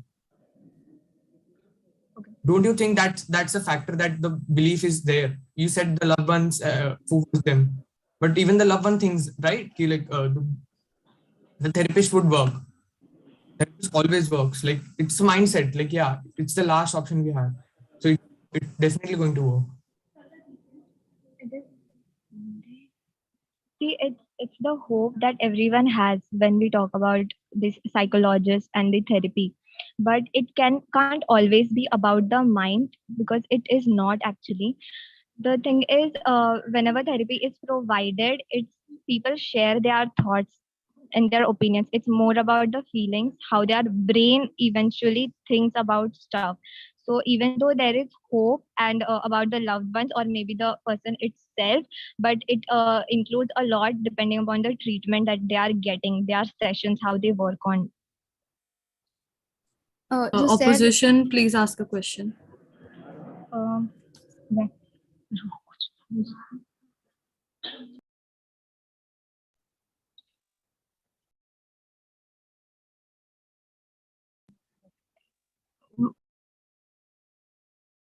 Question. Okay. You say it's a placebo. Psychotherapy is a placebo. That's what you consider. But do you think if there is no talking involved, there's no there's no communication, and it's just about the mind? Do you think it's going to work? Like it's more about how you think, how you feel. I like to So if continue. Please complete the question. if all this is just about the mind, as you guys say, then like if there is no communication what a therapist is providing you, then how is it gonna work? Like if why do I even need a psychotherapist then? If it is just about my mind, if my friend is needing a therapy, I would just I would just go and make her like, you know what, you're not thinking like that, you should change your perspective and all. So why is this profession even invented? Like why are psychotherapists here? Because therapist psychotherapy is an art which can be performed by a therapist. Why can't I go to my friend? Answer to that is the therapist provides an environment, a warmth, which is a welcoming warmth, which I can open about. I know, yeah, like going to therapist, it will work. They use a strategy. They use that strategy from the past learning that they have got, and the uh, it's just about the mindset of the patient that yeah, if I'm going to start talking to that therapist, the environment that is created makes it comfortable, and it has the mindset like yeah, if I'm going to there, I'll get okay, half of the problems just finish there. If Okay, it your is time's about up. the Can I ask, like, even we get No, your time for the refutation round is up. okay. Okay, so the opposition may start their concluding speech. Okay. Okay. Okay. So even after the discussions we've had over here, if people do think that psychology or psychotherapy is just a placebo, then I think they are not taking mental health very seriously. Mental health or the health of the brain is as important as physical health.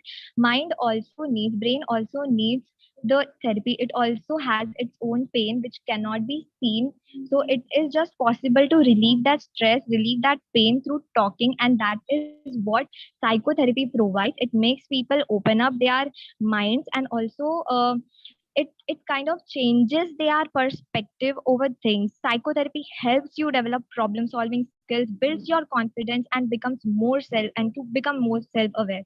It also encourages you to take responsibility of your own actions. So all this can be achieved only when there is this communication, which is in short done after you have a therapy session with your psychotherapist.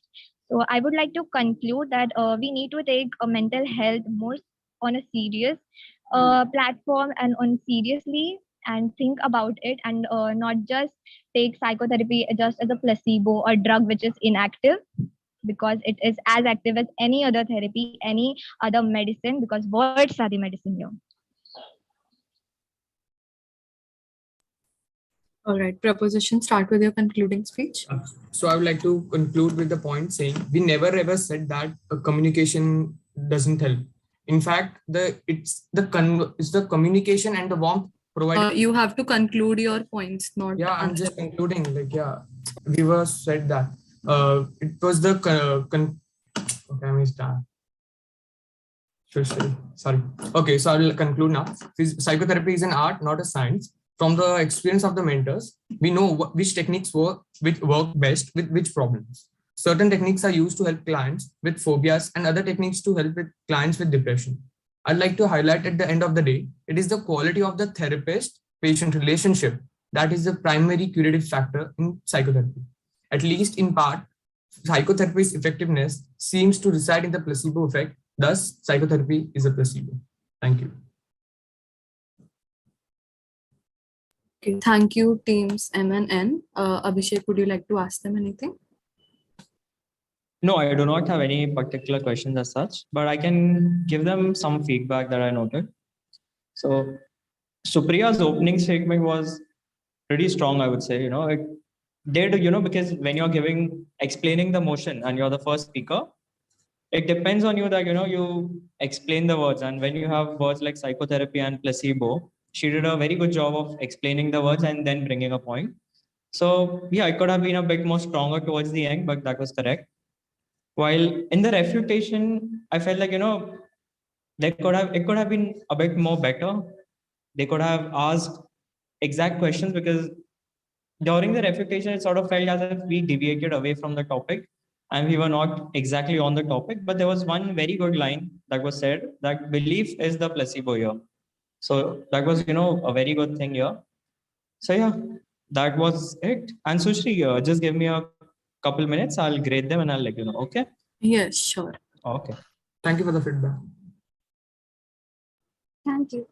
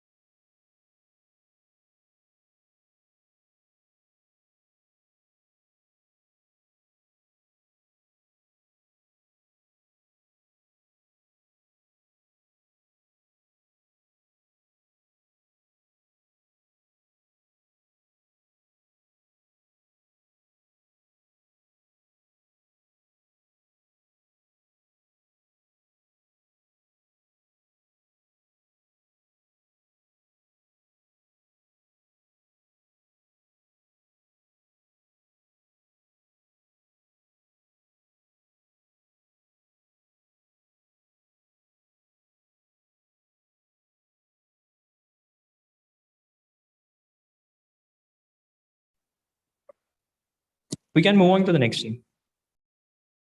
Okay, actually, the team texted me personally, so we'll start this debate at 4. Okay. Also, participants, please ensure that your questions are concise and to the point. Do not spend too much time in describing the question. Like, ask the question, and both the teams should ask the questions.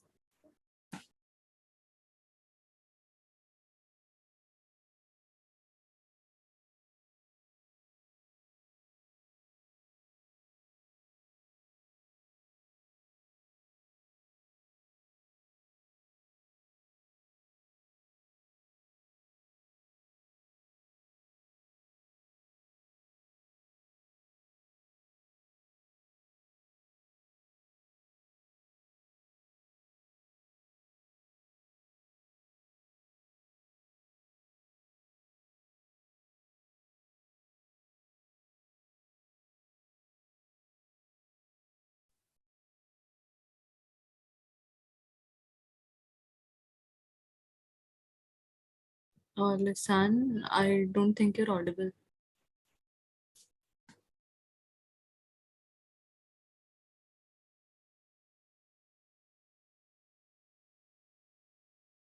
No, can someone else confirm too?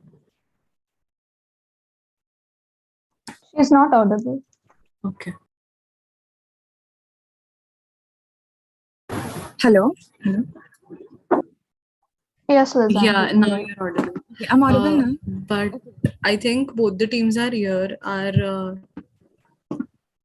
teams O and P here?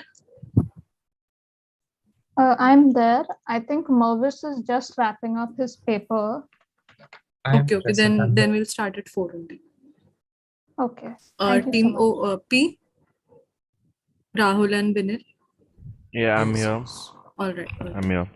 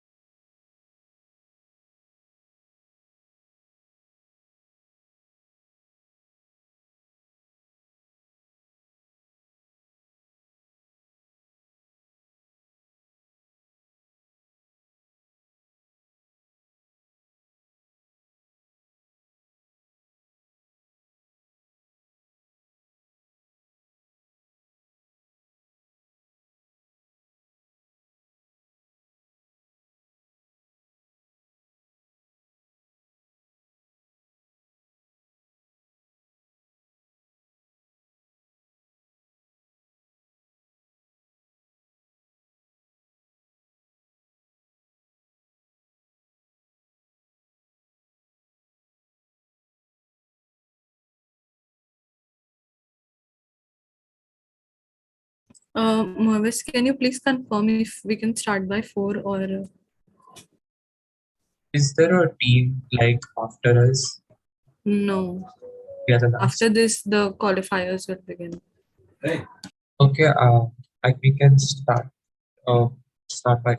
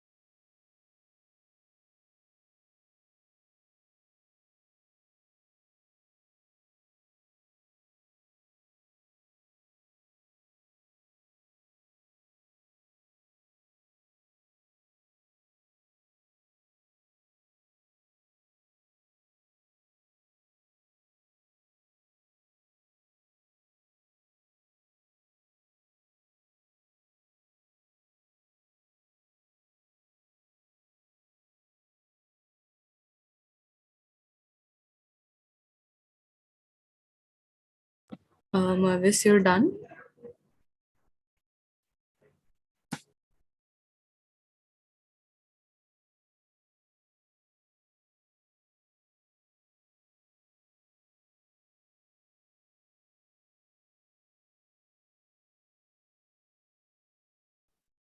Yes, I'm done.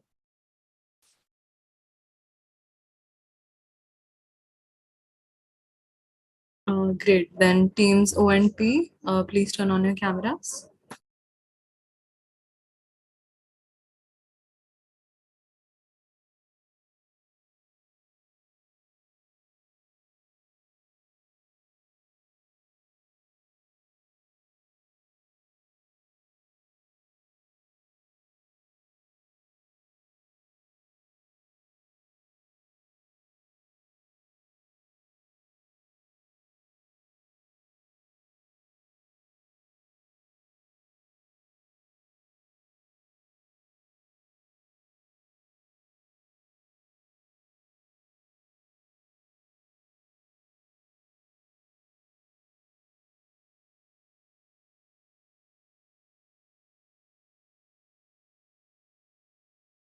Okay, so here we have team O and team P, and their topic is influencer marketing is the future, and team O is the proposition and team P is the opposition.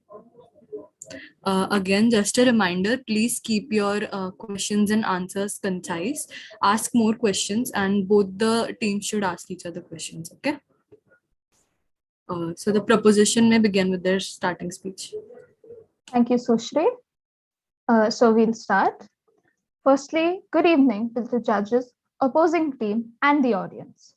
The topic assigned to us for this round is influencer marketing is the future, and my partner, Mervis Mascarenas, and I will be speaking in support of it. To begin, before I even start talking about influencer marketing, I want to talk about the term marketing itself. Marketing is the activity of showing and advertising a company's products in the best possible way. Previously, common forms of marketing were colorful flyers, catchy jingles on the radio, and television advertisements. However, like everything, the marketing industry has evolved, and a form of marketing called influencer marketing has come into picture. Influencer marketing is a type of social media marketing that makes use of endorsements and product mentions from influencers. These are individuals who have a dedicated social following and can be viewed as experts within their niche. Marketing guru Seth Godin has said, people do not buy goods and services. They buy relations, stories, and magic.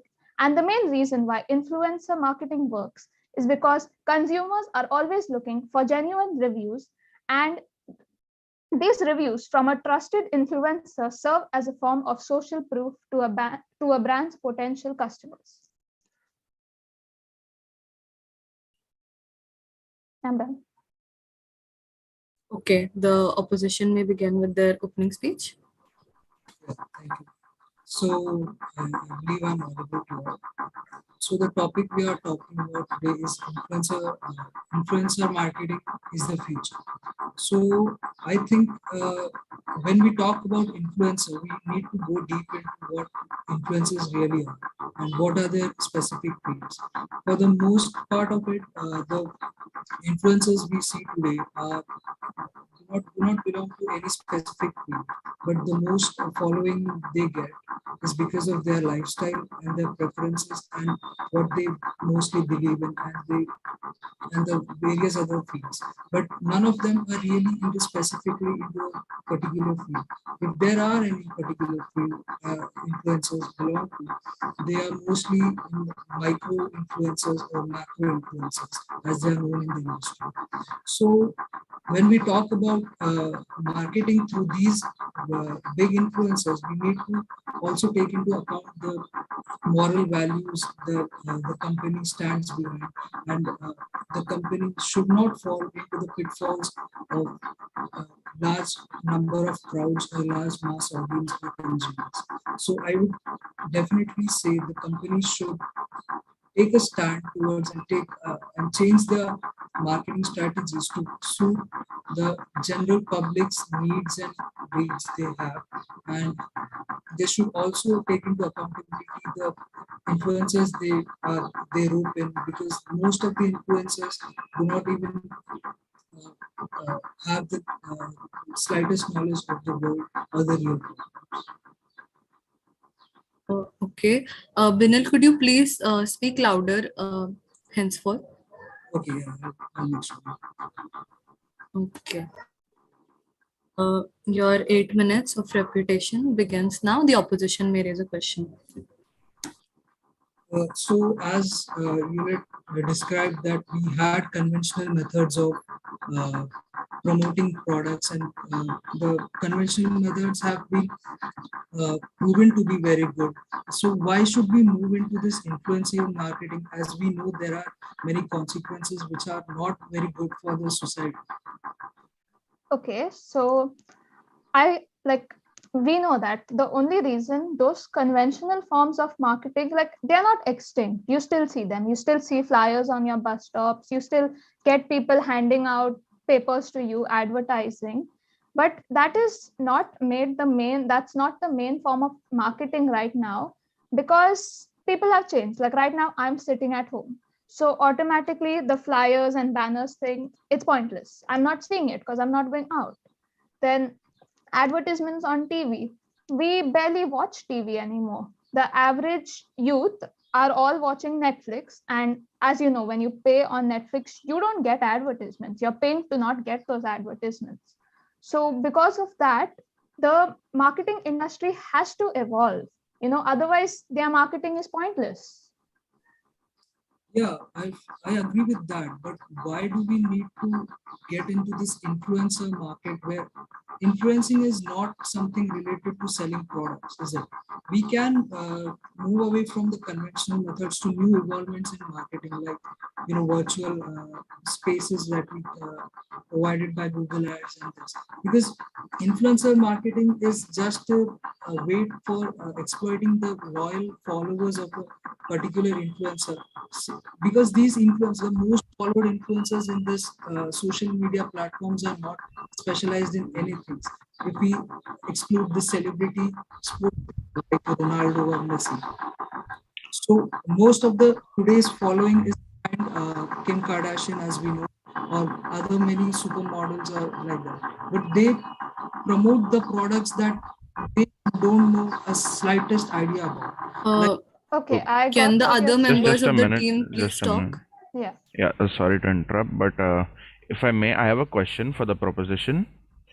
My question being that I don't know if you're aware of it, but influencer marketing works on the basis that influencers have a sufficient fan following where if they advertise a product, they will propagate the information about the product to the fans who are seeing the information. But the problem with influencer marketing is that there are many people who become so-called influencers by just purchasing, followers and stuff like that. There are many sorry, there are many bot accounts and other such things which can just be made to fool numbers and to show people that this is an influencer. So that is just another form of misinformation. So how is that supposed to be reliable? I would like to answer this question. There are like certain companies, and when you say that they have fake followers and all, it can be disproved by saying when they advertise about a brand, when they talk about and promote a brand, you can see that the market knows about it, and it is even it's like proof. There's a proof like we are getting that much profits from the influencers, and that's why the marketing is running, because we are getting a source of income, and we are getting the response after spending that much money on influence. That is why it still is alive, and it actually works.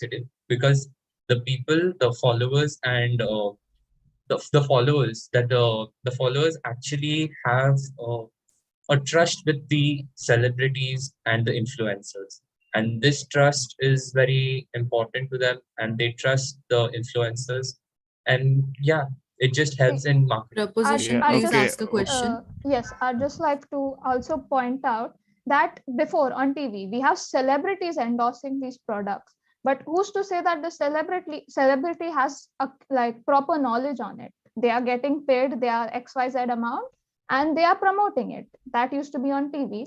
Now we just have influencers on social media apps. It's pretty much similar thing. It's just moved to a different platform and it's targeting a different following. Yeah, So how sorry. do you say that it's different? Because he said that with exception to famous celebrities like Ronaldo, Benil said that. Then how can you support your argument with that? Because how does Ronaldo have expertise in, say, suppose he's selling a water bottle today? What expertise does he have? He's a footballer. The inherent problem with marketing is that the person who's marketing the product does not require to have knowledge about the product. The whole point of marketing is just to advertise a product. The person who is acting out the format, he does not have he does not have any information, or if he even if he has information, that turns irrelevant, because the information that he is propagating, the main reason the ad that the famous person is doing is because that people will see that a celebrity is doing the ad, and the celebrity's fans will go and follow the product. So the point being, even if the celebrity does not have information, even if Ronaldo sells a bottle of water, people will still go and blindly buy it. But this blind faith can be dangerous, as Mervis previously mentioned, that people have trust in a creator if they follow him. I would like to ask, since people have so much trust, what about when 90% of creators did not include the fact that they were doing a sponsored segment or an ad, and most of those people who bought those products were, you could say, misinformed about it? So now that all plays down to trust, and that should not like negate the value that influencer marketing has. It has to be the conscience of the company. The company should make it clear that you should disclose that it's an advertisement. The conscience of the influencer, they should say it's an advertisement and they should give their honest reviews. And if they don't feel so for what they are being paid for, they should reject it. It's all a matter of conscience. And thirdly, the consumer should keep in mind that even if I trust Ronaldo, even if I trust Kim Kardashian, it might not be true. But that does not take away from the fact that influencer marketing has a huge future, because even right now, it has been, studies have proven that most companies, for every dollar they invest in influencer marketing, they can predict, or they've actually got a return of up to $6 or more. Okay, so just another question that I have for you. That would be a very simple question. If you see your favorite YouTuber or your favorite Instagram content creator, if they release a post and it's titled with hashtag ad, would you actually bother to go and open the ad? I mean, usually the ad is in the post. I don't need to open anything. I mean, just in case, even if you count YouTube into this. See, the reason why you have the influencer ads, see, they write hashtag ads, but it's only a minute or two of the whole video. I watch a lot of YouTubers, sure, they advertise Squarespace, they advertise a lot of platforms, but we still watch that video because it's like 8 minutes of content and just 2 minutes of the ad. And I already have ad blockers on YouTube, so I don't see YouTube's ad, I see the creator's ad. So now here's another point. Since you said that you have... 8 minutes are up, please conclude. Okay, so can I continue my question or... No, you can't ask another question. Okay. Start with the concluding statements. Opposition, you may begin. Okay, so to summarize, influencer marketing is still murky waters in terms of marketing strategies. It is still risky because you have to decide what influencer you're selecting. You have to decide what can be the outcome of the product and the influencer and their audience. You have to make sure that the influencer you're selecting is not a fake influencer. And also you have to make sure that it's not going to turn into just overly exaggerated ad. So influencer marketing can be dangerous if done in the wrong way, and people should be aware of how influencer marketing has its merits and demerits. Thank you.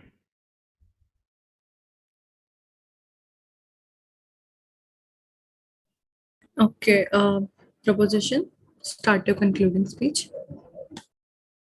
Haven't we all felt the urge of buying something that a celebrity has worn or used in a day to day life? Influencer marketing. Either you love it or hate it, but you can't deny that it's rapid changing the face of marketing as we know it.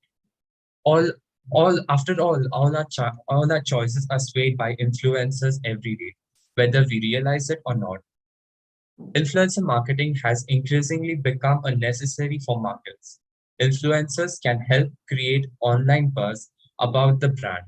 It also strengthens the brand's reputation, improving audience engagement and increasing conversations.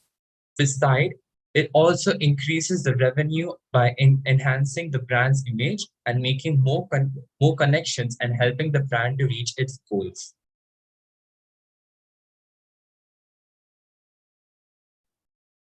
Thank you. All right. Thank you. Abhishek, would you like to ask any questions or any feedback? No questions as such. No, nothing particular to know. I'll take a moment. I'll grade them and I'll let you know. Okay.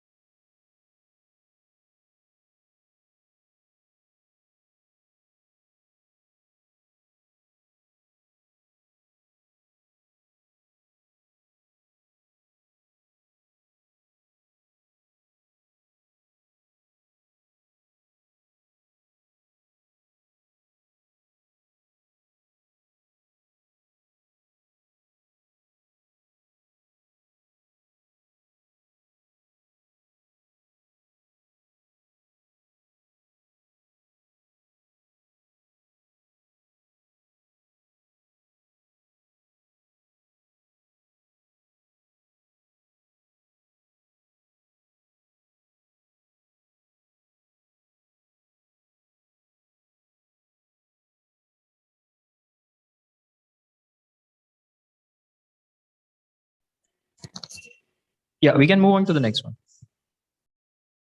Okay, so this concludes the elimination round. We'll let you know the results in a couple of minutes.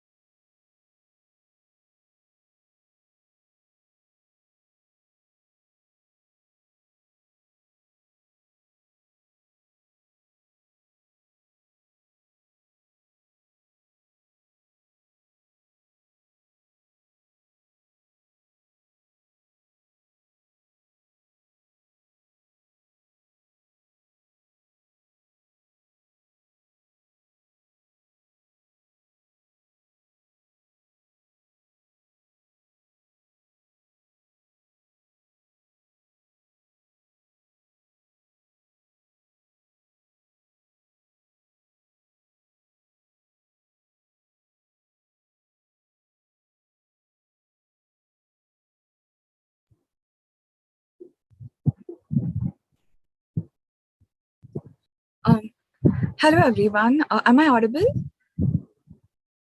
Yes, you are. Yes, you are. Okay. So, since we are done with the first round, I would just like for each of us to interact and, express how did you all feel. So, could I ask you all to turn on your cams? Is that okay? Okay. So, what was it like? How did you feel? And how was the experience in It general? was really well. Like the topics are phenomenal, and we really did enjoy doing our research for the debate. You Of have the course. HODs to thank, that is Sushri and Angelica, who put in tireless hard work here.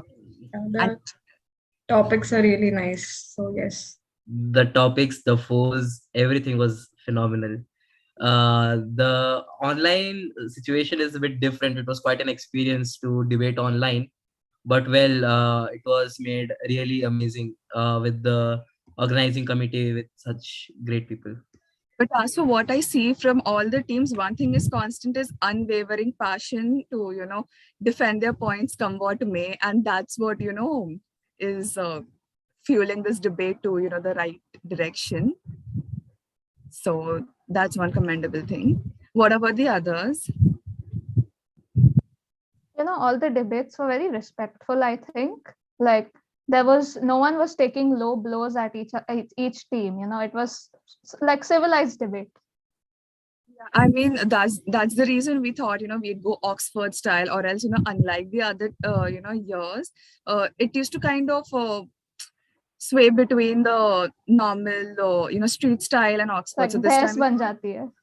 yeah, and hence we thought let's keep it constant all throughout.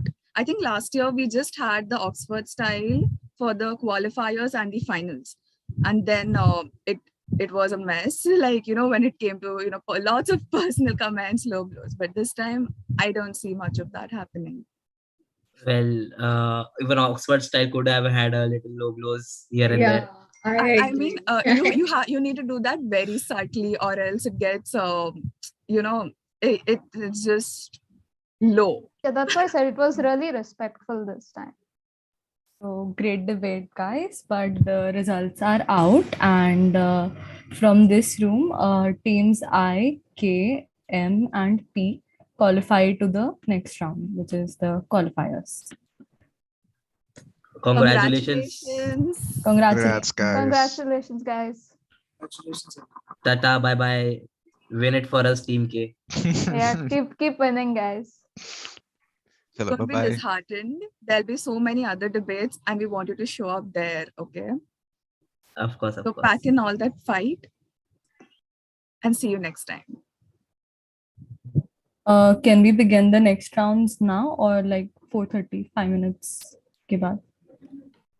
5-10 minutes. Then we have a buffer. Yeah, all right. Yeah, buffer time. Thank you. So 4:35 we'll begin, all right? Yeah. Okay.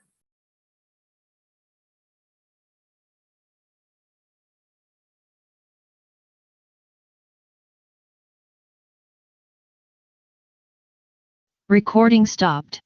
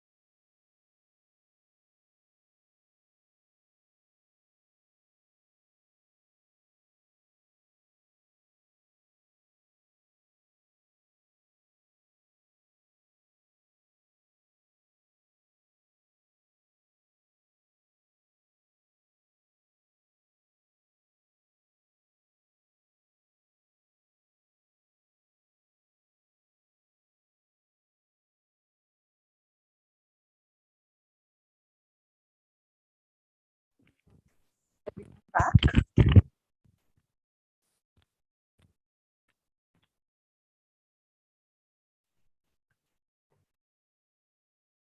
Participants. Lysandra. Yes, Sushri. Okay. So participants who have qualified, are you all ready? Recording in progress. So participants who have qualified, are you all ready for the qualifying round? Can I get a response? Okay.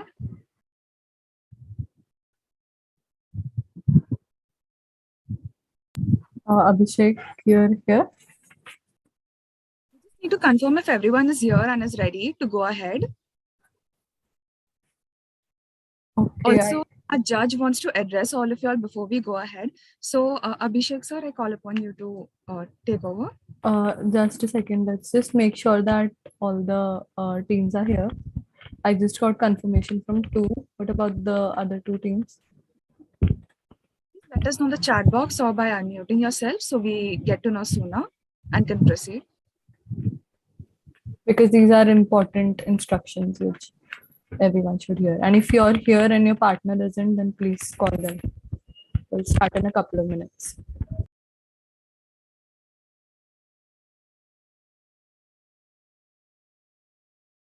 What are the remaining two teams yet to confirm? Sushri team I isn't here.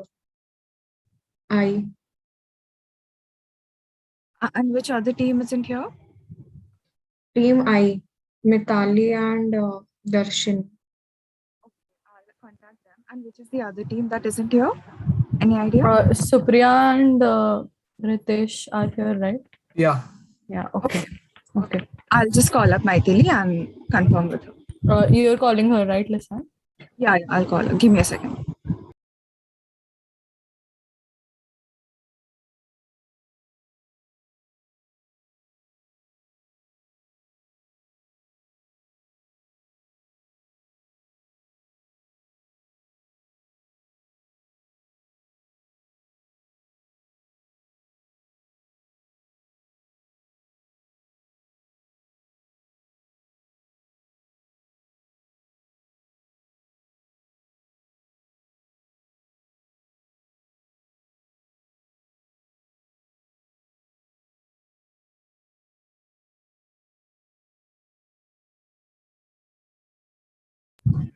She's joining in a bit.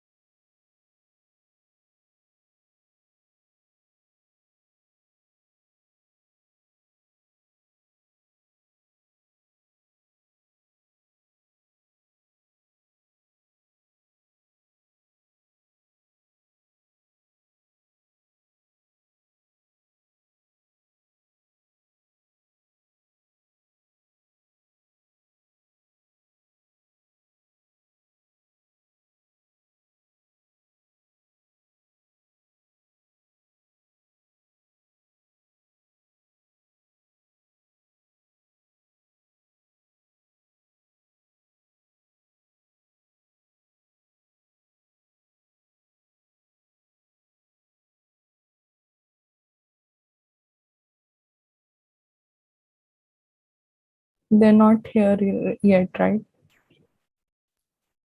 think so. Maithili, are you here along with your partner? Let me check.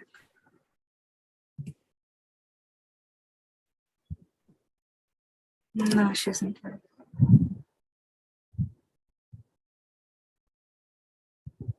I'll ask her again. Just give me a second.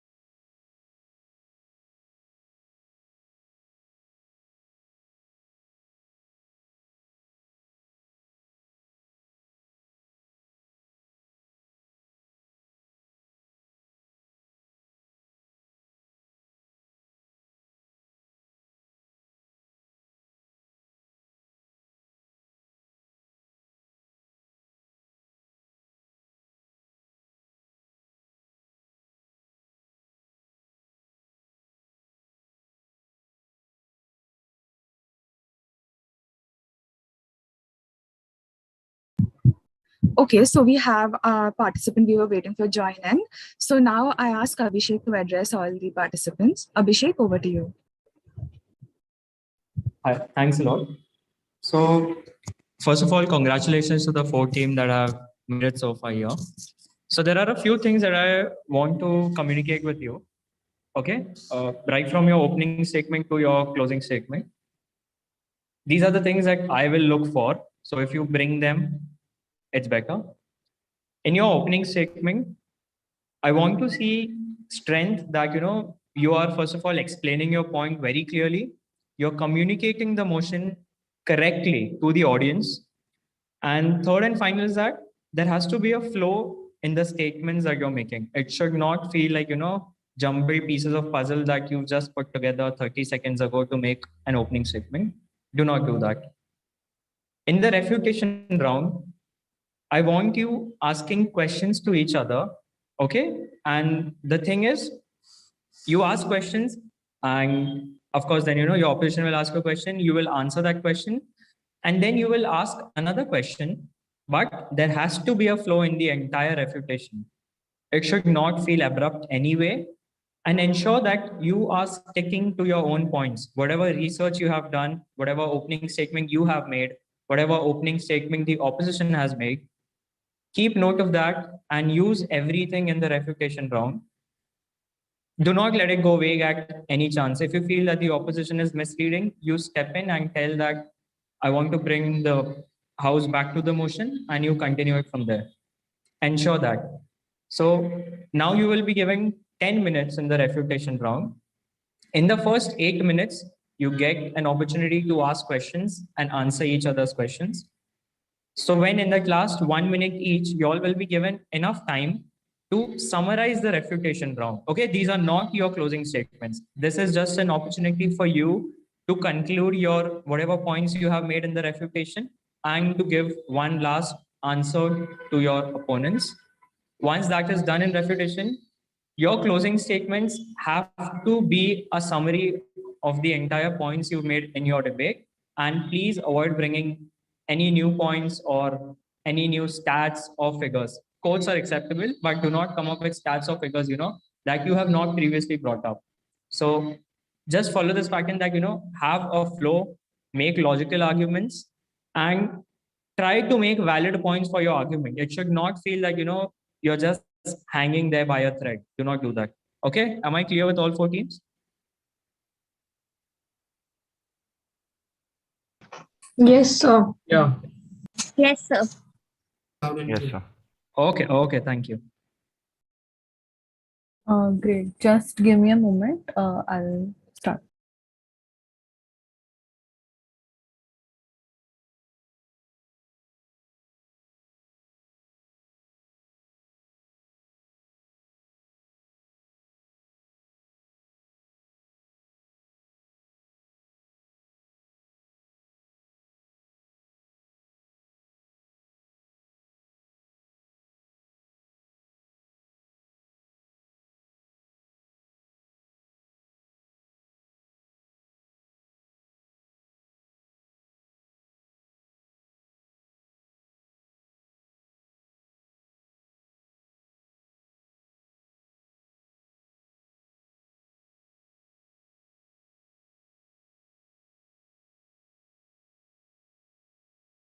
Maithili, is your team member here yet?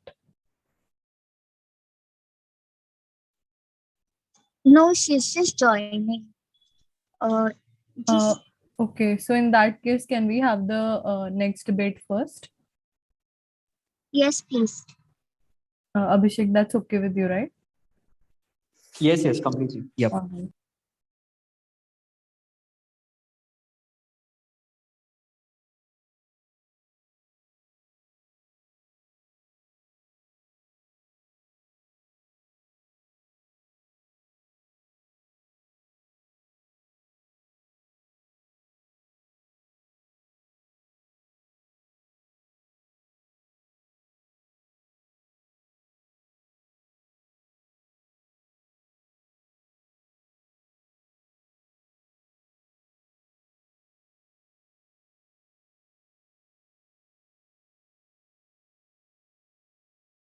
Okay, so with this, we begin with our first qualifier, which is Team M versus P. Can you please switch on your cameras?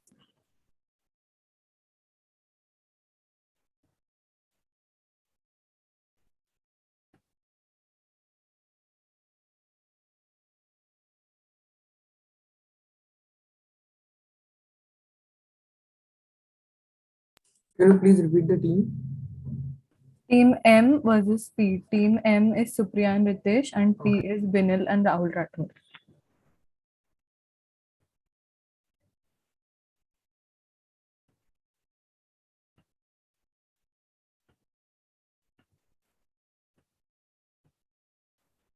I hope you have understood what our judge is asking for and will adhere to those rules.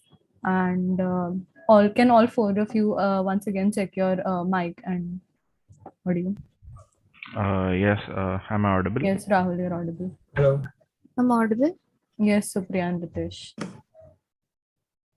Binil, you're not audible.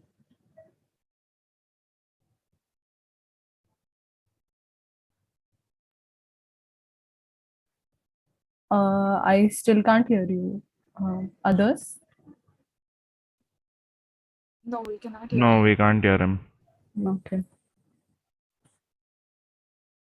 Binay, could you try testing your mic and speaker by the option provided in Zoom?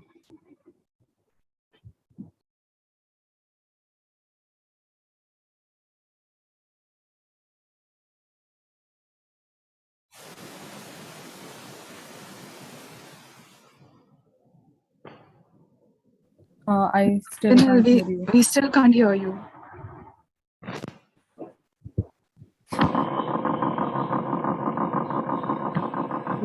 I can hear like background noise, but not you. Are you speaking something, Binay? Yeah, now is it? Yeah, now you're Now audible. you're audible. Yeah. So Okay, so Team M versus P. Your resolution is the House believes that cryptocurrencies are means to destabilize national governments across the world and must be banned. Team P speaks in favor of this, and Team M opposes this motion. So, the proposition, you may begin. You have 1 minute, 30 seconds for your opening speech. Okay, so good evening to everyone. I would like to start by quoting economist. His name is Eswar Prasad, and I quote, he says, cryptocurrencies may contribute to monetary and financial instability, especially if they were to spawn a large unregulated financial system that lacks investor protection. One of the main problems that we face with cryptocurrencies is the fact that despite its main selling point being it's unregulated, that is also its main point of harm. Unregulated currency is no different from a child throwing a tantrum because due to the recent 2008 economy crisis, uh, Bitcoin surged up in in sorry, Bitcoin surged up in reputation because of the economic crisis of 2008. People were feeling that the government was not doing a good job with their money, so somebody just arbitrarily decided to create a new currency, have it decentralized so that it cannot be traced, and just put it out there for everyone to use.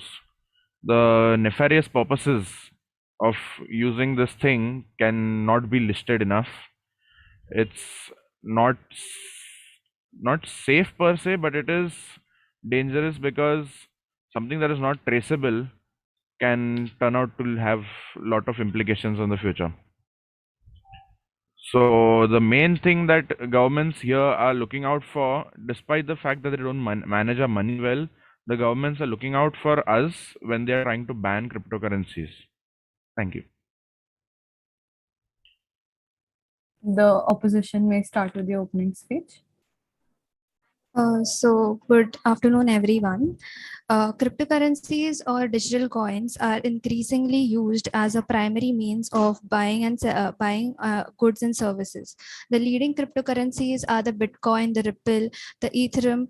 A digital coin does not take any physical form and is neither issued nor regulated by a central bank. So instead, it is created through a computer generated process known as the mining. So all cryptocurrency transactions are recorded in a blockchain, which is digitalized and decentralized public ledger consisting of a chronological list of completed blocks. This currency increased the competition, allowing for greater consumer choices, also allowing universal access. So, knowing the benefits of the cryptocurrency, we would be talking in the favor that cryptocurrency must not be banned. Thank you. Okay, so your refutation round will consist of 10 minutes, and I'll give the first, I'll put the first message when 6 minutes are up, and second message when 8 minutes are up, so that you can conclude your refutation. So your 10 minutes starts now. Opposition may ask a question. Okay, so I would like to ask, what about the inflation protection, improved liquidity, easy access, and the universal access which the cryptocurrency provides? How can you defend that? Okay, so as for easy access, I would say that easy access is a subjective topic. Not everyone has access to the internet nowadays, even if it is improving. And it's not just a simple thing that you can just, it's not just like Amazon where you can just hop onto Amazon, buy a product, put it in your cart, and it comes home. Cryptocurrencies are a little bit of a complicated topic, so it's not an easy access, definitely.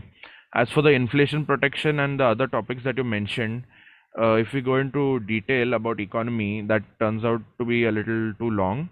So I would just summarize that part with cryptocurrencies seem to be very, uh, profitable to us in the short term, but in the long term, it can have a very negative effect on our economy. What about the universal access that you get without any exchange fees that you have to pay for the currency when you go abroad? Who said there's no exchange fees? If you go to There's no- buy currency right now, if I go and I try to buy any crypto, I'm There's a still transaction fees. I would like to correct you. That's a transaction fees. That's very minimal as compared to the credit card transaction fees that we pay in other competitions that are for the cryptocurrencies. I would not say it's minimal. It's practically the same. No, The it's difference not. the difference between 1% and 1.5% is not a lot. It's not a lot when you deal in thousands. Please It's a include the lot. other members as well and Okay, ask a I think question. we are having a debate, right? So I just asked you to include the other members as well. Continue. So I would just like to ask a question. It would be that suppose we go ahead with cryptocurrencies. What do you think will happen to cash? Cash, what majority of people right now, majority of people are using cash. What would happen to all that cash? Can you please be specific? What exactly? What I mean to About say the is cash. fiat currency, what we are using right now. Yeah. What would happen to fiat currency if we were to go ahead with crypto? Fiat currency is made on the fact that we trust the government to say that this piece of paper, what we're using, has a specific value. What would be the difference if we just, go into crypto? Fiat currency will stay, but like as crypto is very much secure, it can actually like be 20% or 25% of the currency. Like there will be the fiat currency, but including a safe currency, which is the cryptocurrency. It can be the future. But isn't banning cryptocurrency a reasonable request? Because cryptocurrency, meanwhile, is very accessible, as you say, and it's very. It doesn't have a transaction fees like that. But the main use of cryptocurrency is done in the fields of terrorism and drug trafficking and all that. And that is the main reason that governments are trying to take down this system. I'm not blaming the technology. The blockchain technology is awesome and it's in a very useful domain to come forward. But cryptocurrency is in a state there are no Please regulations. come back to the crux of the matter. Is crypto being used to destabilize national governments? That is what we are debating over here. Yeah, so if we start to use for it for a long term, what it would do is crush the economy, which will in turn crush the citizens of that particular country. We can see the live example in El Salvador right now. The people have the government have issued cryptocurrency as a legal tender, but people are very opposing of it, and people don't still understand the real need of cryptocurrency. Yeah. So basically what you mean is that we need someone to educate them, right? It's not wrong. Yeah, we just need to educate them. Once we educate them, it's very helpful means which can help everyone. And so for as far as a question, asking a question is, do you think this exchange of money to anywhere in the world would have been done without involvement of third party? Pardon your question. Could you please clarify? Noise, sorry for the noise, right? Okay, so do you think the exchange of money to anywhere in the world would have been done without involvement of third party? Actually, no one ever thought that this could even exist. The main point of existence of this crypto was to not be dependent on any government. No government can come to your house and directly say like, yeah, your account has been froze or anything. I think that's very helpful. There is no third party involved. You're secure. But to the question, I would say no government comes to your house and says that your account is frozen unless and until there is a valid reason for that. In terms of cryptocurrency, that's the loophole that people are trying to exploit here. And that is what the government is trying to stop. And I think it should be banned until there is proper regulations and we know the correct limits of cryptocurrency and how we can use it. But if we ban, we'll miss the main point of the cryptocurrency, which is not being regulated, right? You say it should be properly regulated. if we regulate it, then the main point of decentralized goes away. Then there's no right. Okay, So just one question. Tell me, why should the government agree to crypto if the government doesn't stand on profiting it from at all? There's no profit for the government here. It's a decentralized thing. The government can't do anything. So why should they agree to it? you can repeat just once. Yeah, the question is, why should the government agree to not banning crypto if there is no profit in them for it? It's a Yeah, that's decentralized exactly. thing. Yeah, that's exactly what the people find out. Government is always looking for the profit from the hard-earned money they earn. So the people always find a way to save the money that the government would take from them instead. So this was invented to bypass the government and save the money that would have been taken by the government. Yeah, but the problem here is that we can't decide if it's banned or not. The government can, and the government will look out for their profit. So why should they not ban it? There's no reason for them to not ban it.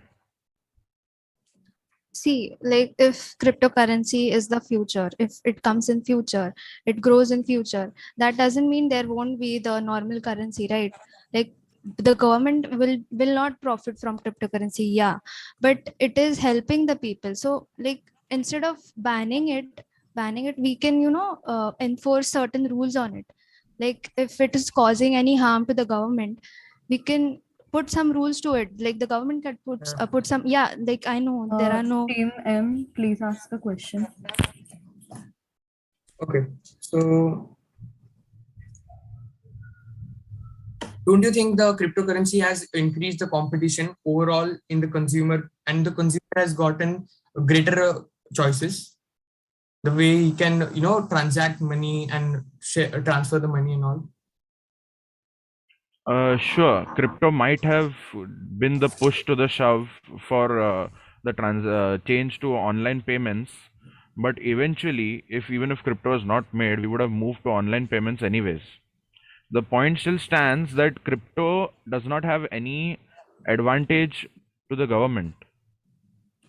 At the very start, you said people don't have internet access. Then what's the point of going to online, right? The point being that in metropolitan cities, that can help a lot. I admit that in villages it's not easy right now, but you can see that companies like Reliance and other such companies are doing their best to make internet be accessible to every person everywhere in India. Okay, please conclude your refutation. Which goes first? No, just the refutation. This is not the. These are not the closing statements. Okay, so what we have discussed in the refutation round would be that why would crypto be good for the economy, and the main point would be that why should crypto not be banned? That is our main topic. But the thing is that we are yet to decide. The world has yet to decide if it is advantageous or disadvantageous. The problem still stands that it's unclear as to what the future of crypto holds for us, but we are yet to know what can be done about it. So as far as our reputation is concerned, we all discussed about the legality of the cryptocurrency, whether it helps the government or it helps the individual specifically, and also the education. We can educate the people more about how to use, and so that ease can be so the people can easily adapt the new technology, and no country is specifically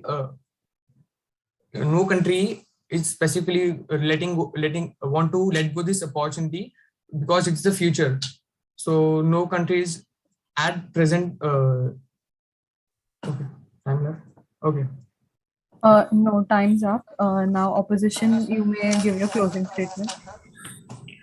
Okay, so my closing statement is just about a experience I had myself with crypto as to why I agree with the government.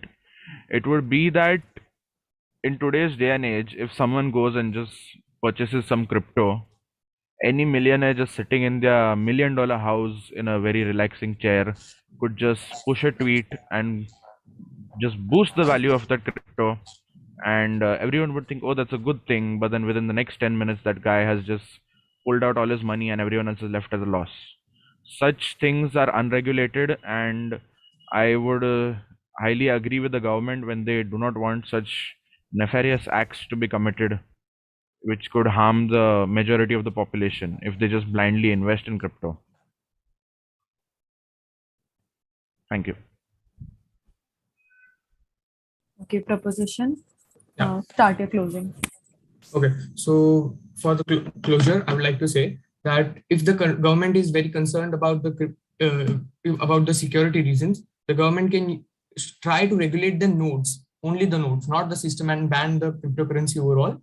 And when it comes to cryptocurrencies, many countries are still allowing the online trading of it, and even a country, El Salvador, has accepted it as a legal tender.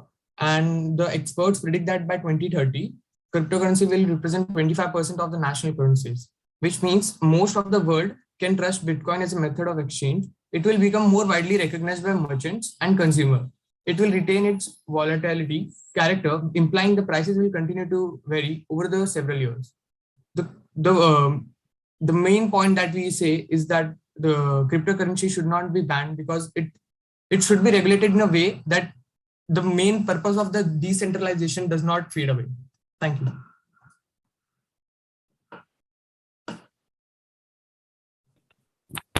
Okay.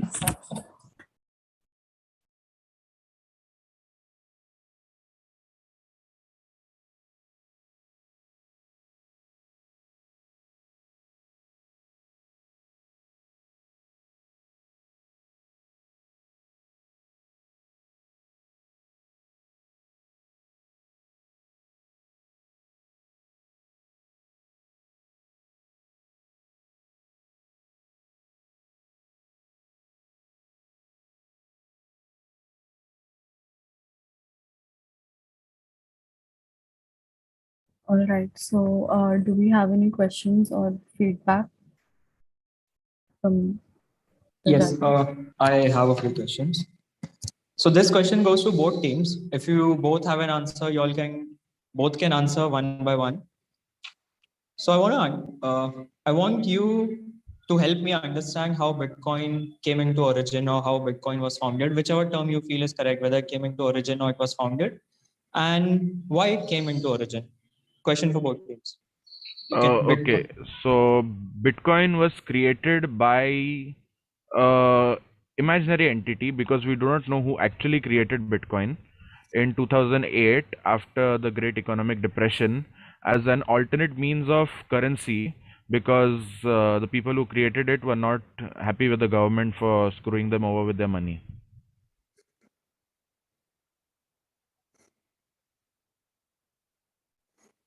Does the other team have an answer to this? To my question? Not specifically, sorry, I'm not aware like the actual process, what happened behind the creation of the Bitcoin, but I just know the process of it. It's a blockchain technology, which is phenomenal technology that is being used for all the transactions that have been done. And okay, Ritesh, what is blockchain technology? So it's okay. I cannot go in specific details because I'm not aware of I just know the terms behind it. Yeah. Okay. So, the motion was using cryptocurrency as mean to destabilize national governments. And luckily, both teams spoke about El Salvador using it has announced Bitcoin as an official currency. So I want to understand, what is the difference between an official currency and what's an unofficial currency? If any of you two teams could help me out. Sir, when it's an official currency, it has been accepted all of the country and or the state. So that's the official state that even the office is where you go, it will accept and receive the Bitcoins. That's the thing. Yeah. Okay, so if I may, the official currency what we speak of is just a currency that the government has approved and told everyone that yes, this is correct. And unofficial currency would be just one which the government has not spoken of yet and not spoken against it as of yet. Okay, so who decides whether it's an official or not? The government, right? Yes. Yes. So if you say there is a digital currency, first of all, it doesn't come under the purview of any government or a financial institution or a reserve bank. So if it doesn't come under their purview technically, then how can you say that it is an official currency or an unofficial currency? It is not an official currency. But both of you all said that El Salvador has adopted it, announced it as an official currency. That's because El Salvador itself has accepted it, right? The main reigning body of the government body in El Salvador has accepted the fact that they want to use Bitcoin.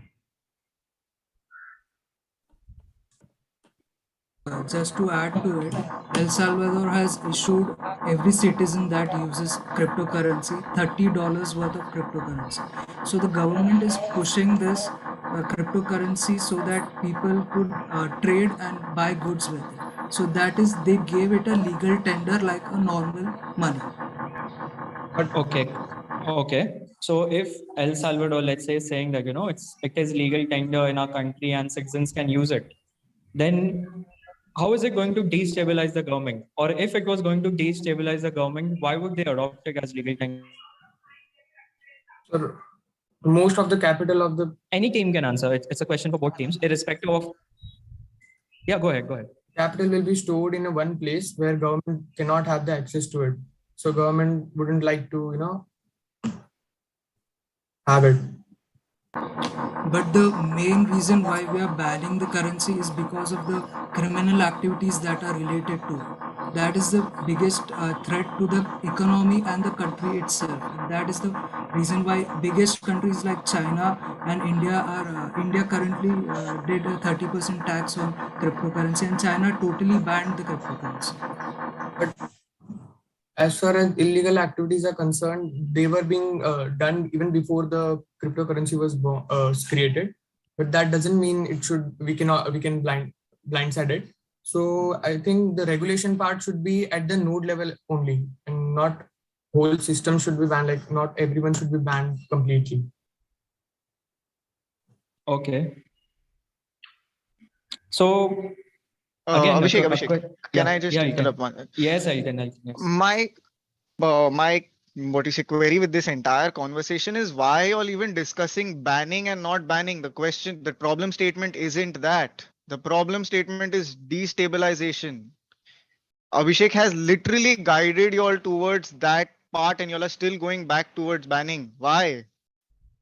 Yeah, so I would like to mention that if any rich person anywhere who holds a majority of a particular crypto can just advertise about it in an unregulated manner and drive its value up and down, that is very dangerous to the economy. And other means Sir, also. you haven't mentioned this before. This is me interrupting because you all have diverted way too much that we have to ask questions so that we pertain with this topic. Else, so far you all haven't discussed the topic at all. Only one place you all discussed the topic, that was when about tax, and that point was moot, because later on in the feedback I'll tell you why. But that point you all could have done. We don't have so much time that we keep pushing y'all into this direction. You'll need to concentrate here. And also I'm giving it back to Abhishek to ask the questions. I'm just here to tell y'all are going in the wrong track. Thank you, Aiden. So again, I have a question, both teams, okay? Y'all both can answer. What is the current legality of cryptocurrency in India? A legal status of any cryptocurrency in India?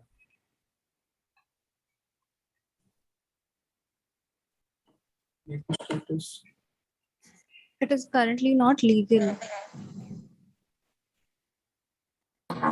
So cryptocurrency is not recognized as a legal tender in our country, but you have to contribute some 30% of whatever your revenue is in cryptocurrency.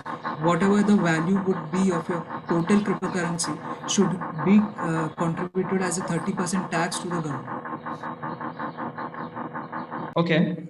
So Supriya, you said that India does not recognize Bitcoin or decentralized currencies and it is currently illegal. So if it is illegal, how can you impose a 30% tax on something that you're saying that's illegal? This question is to Supriya. So government has not accepted it as a legal currency, but as many people are using cryptocurrency, and as Rahul said that it is not benefiting government in any way, so that is why I think the government would have like imposed tax on it. All right, fair enough. But if people are already using it, then is it actually illegal if people are using it, if they are holding it? Or is it even destabilizing our national economy or the country or the stability of the country?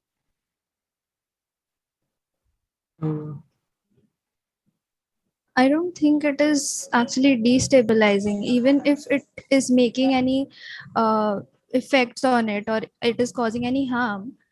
Then I think the government, by doing something like it did this imposed any the tax. Sorry. So by doing such things, I think it won't destabilize the government. Like there will be a win-win for the government as well as the citizens then. All right. So you could have raised that point in your debate. Okay. So I'm done with my questions. Elton, you have anything to add? No, I don't have anything to ask, but I do have feedback. I'm not judging this one per se, but Sure, sure. Go ahead. Go ahead. Go ahead. no, let them conclude, right? They have concluded. They have concluded. They gave their closing speech. Okay, so I mean, Yeah. this is whatever I'm saying is has nothing to do with scores for this round at least because I joined in late. I joined it only during the refutation round.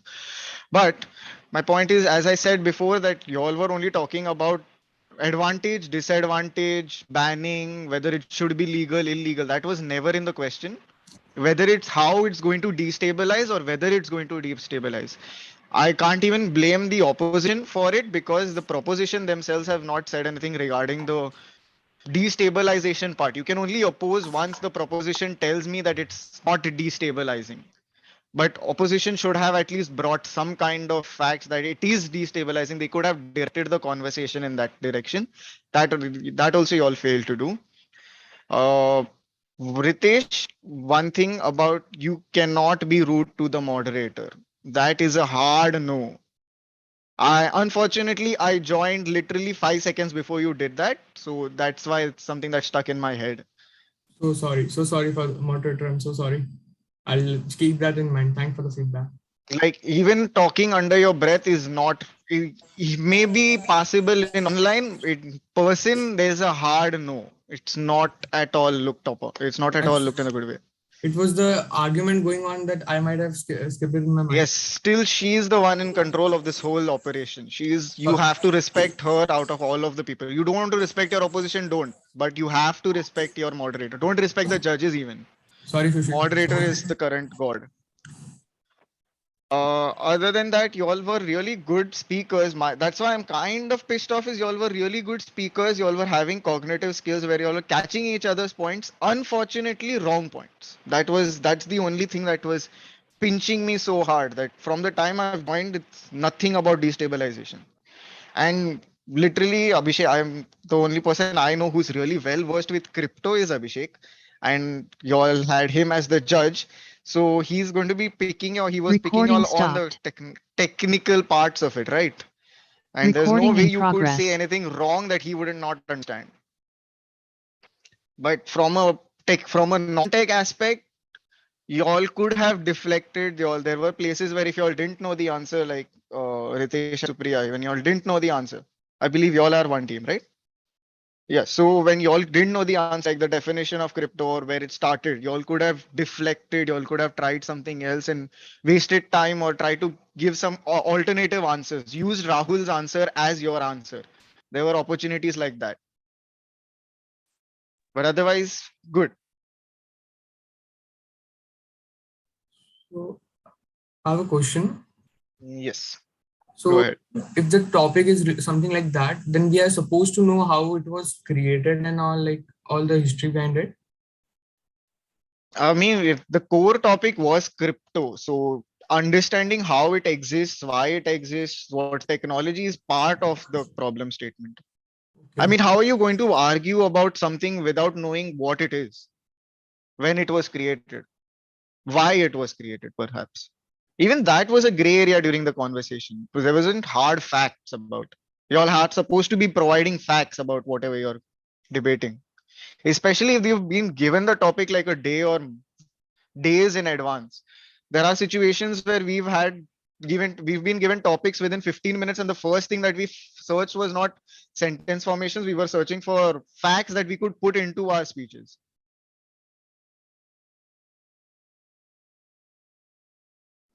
We did include some facts and points and information about it in the introduction. Okay. I was not there for that. I'm anyways, don't worry. I am not judging this round. Abhishek is. So he's been the one who has been from the start, right? So he'll know what has to be given to you all. So Abhishek, do you have any words of enlightenment?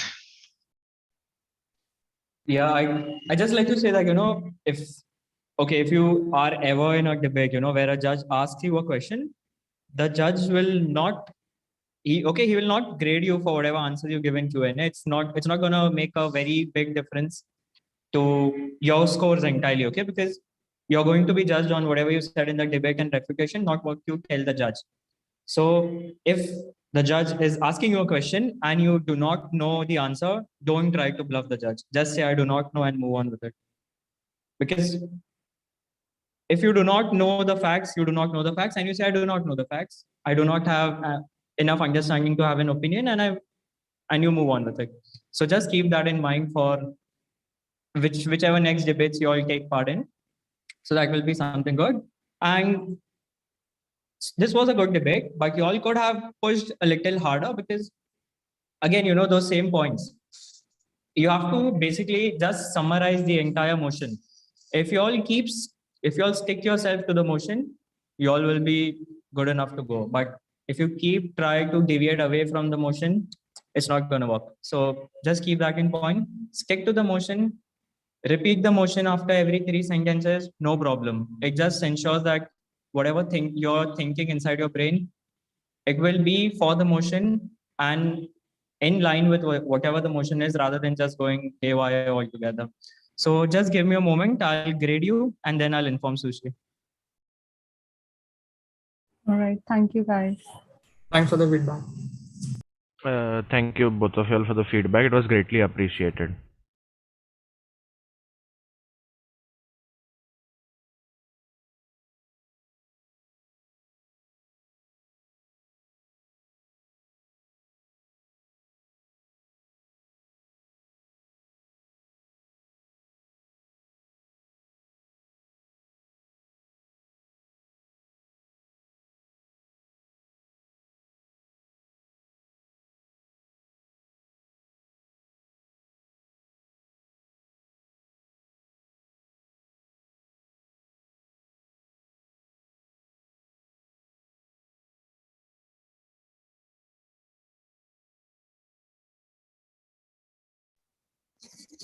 Sushri, we can move on to the next. Okay. Maithili is your partner here. I think she is. Yeah, Darshini is here. Yeah. Okay. Yes. Just give me a second.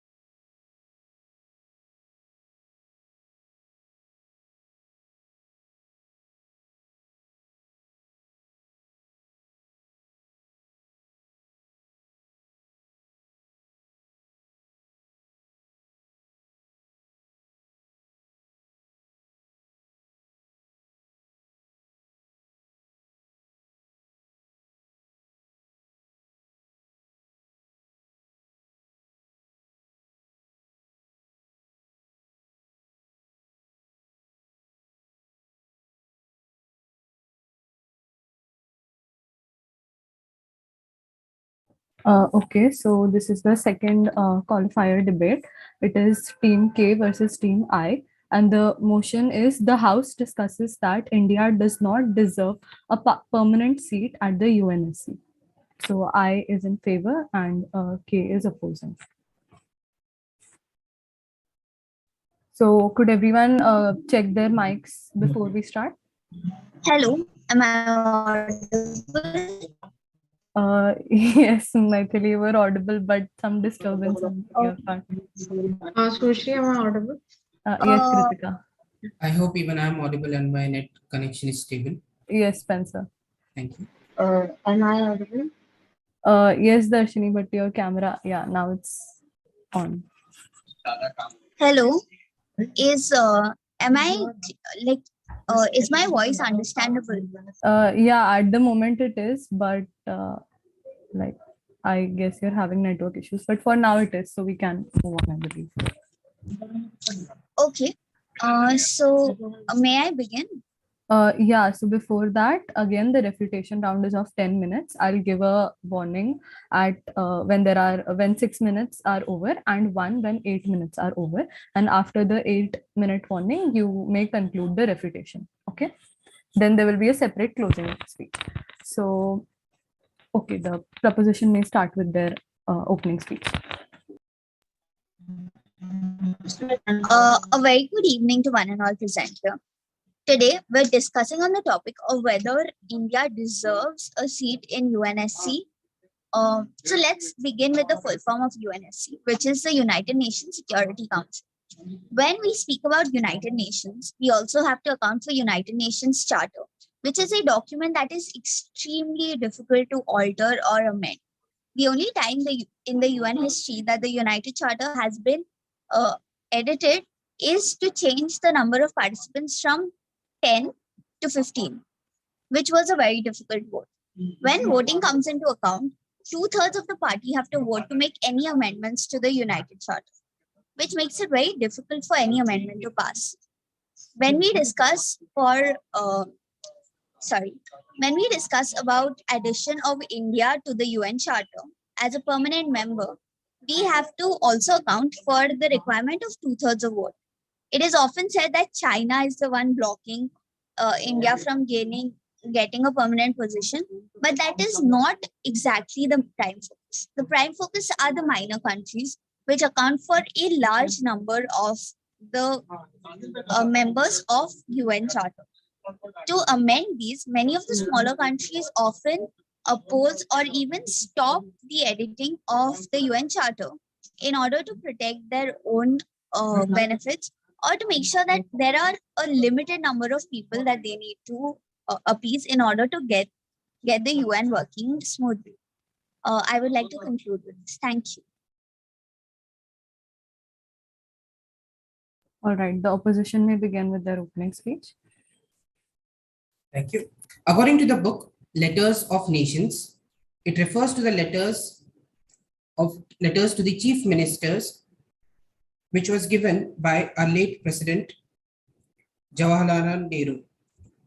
In 1950, when world was at bipolar powers, India was invited informally by both USA and USSR to be a permanent member of the UNSC. Even though our country was just out of the shackles of the British colonial powers and was managing to stand straight on its own feet, but still had a prominent role in international matters. India was at the foremost on initiating and establishing UN peacekeeping, as then Honorable PM Jawaharlal Nehru was one of the founders of non-aligned movement. Newly born India gave voice to other newly emerged countries and managed to have good relations with both US and USSR without being aligned to NATO or Warsaw Pact. However, India declined the proposition to accept a parliament seat in UNSC in order to remain neutral, and hence China resides as the 5th permanent member. This decision is one of the roadblocks in making India a key player in the international politics. Today, India has come a long way from what it was when the British left India. And hence, Madam Speaker, the opposition believes that India deserves a permanent seat at the UNSC. Thank you. Okay, so your 10 minutes of refutation will start now, and opposition may raise the first question. Yeah, I would like to ask the preposition that there have been multiple instances of hegemony of veto powers in the United Nations Security Council. And exactly, there have been conflicts, a lot of conflicts in Asia per se. And with having only one representative as China, which is not having very good relations with any of the other countries as of now. So what would you suggest other than including any other developing nation in the veto power? What is any other way of making the veto power unbiased, because they're only thinking about themselves if we look at the news or the any developments by the UNSC?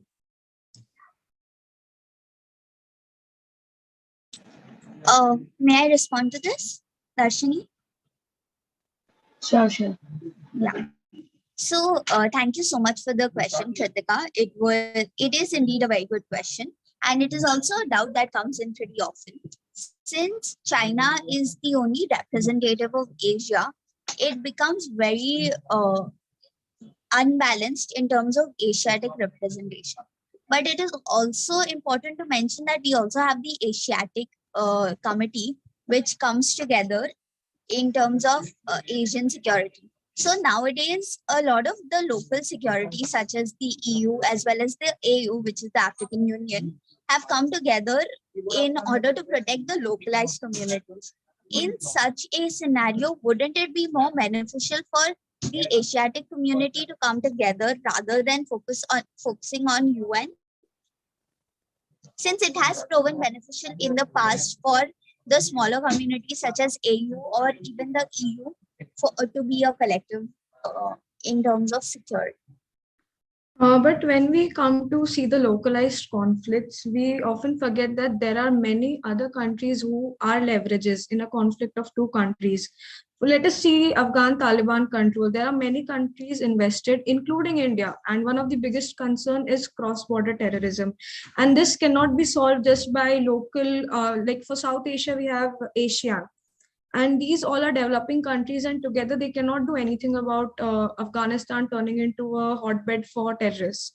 So I think in these issues, local communities cannot play a very big role when it comes to a crisis in which multiple countries are involved.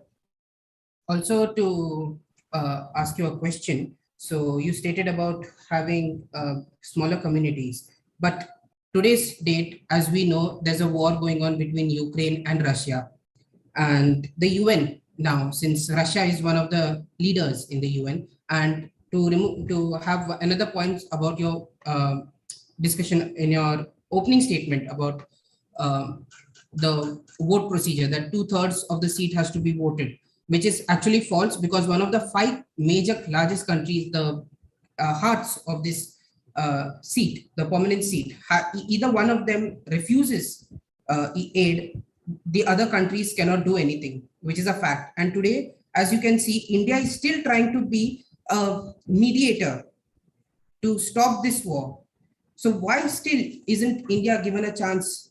Or why still do you think that India doesn't deserve a permanent seat when India just sees for peace and help keeping? As you know that the countries that are now there in permanent seat have all at least gone for wars or are still pursuing wars and have conflicts now and ever.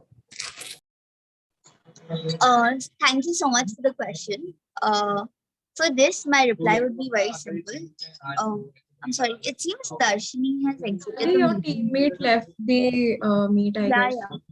I think there is an error with her network or something.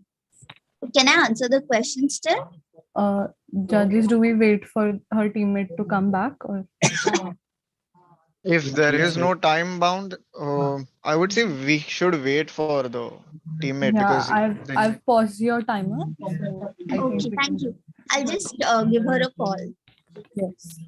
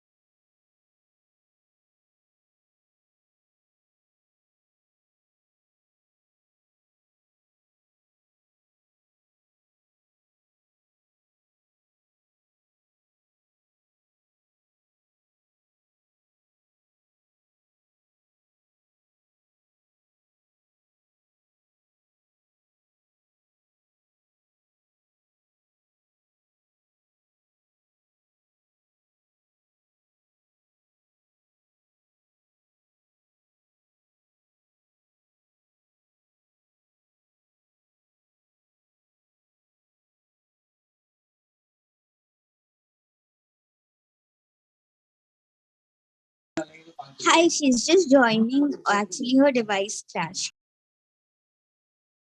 Okay, okay.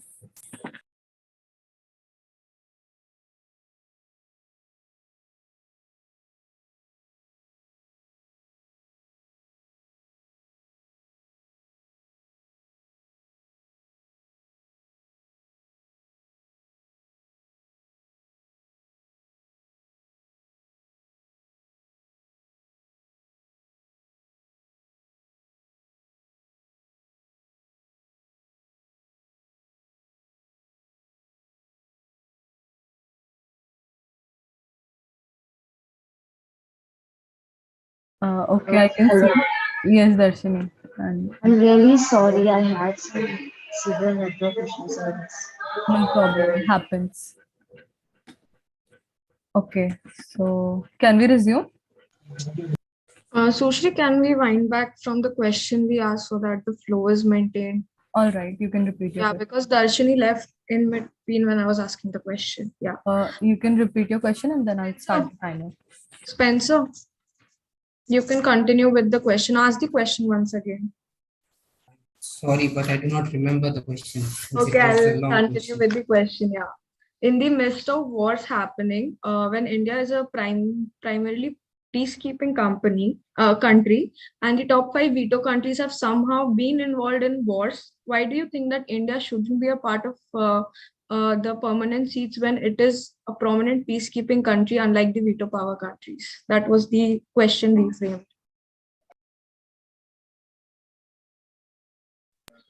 Before we continue, Mitali, you can confirm that that was the question and there is no change, right? Actually, I think the question that she had asked first was India is already such a powerful country.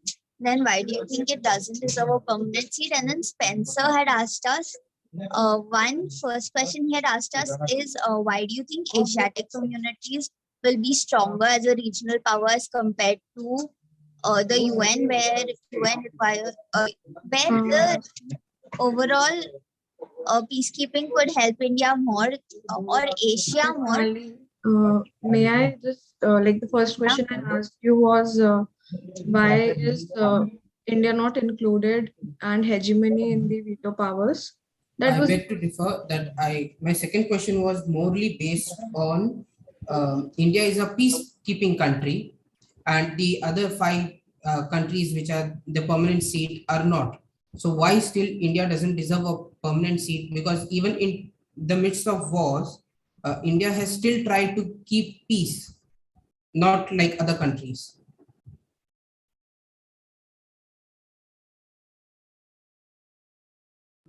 Okay, so finally, which questions are we answering? Because there seem to be a lot of jumble of questions.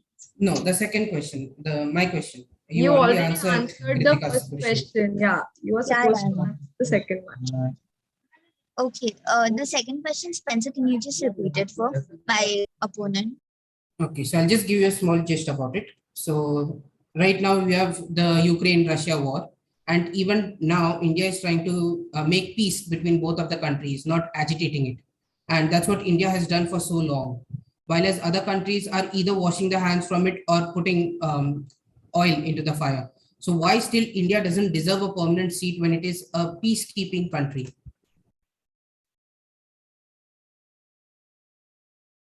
Okay, That's Susri, so now you continue the timer. From now on, we continue. okay. Darshini, will you be answering or should I?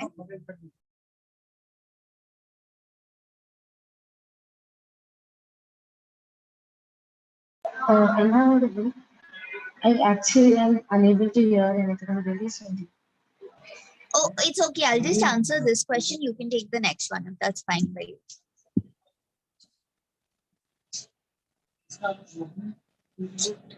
Okay.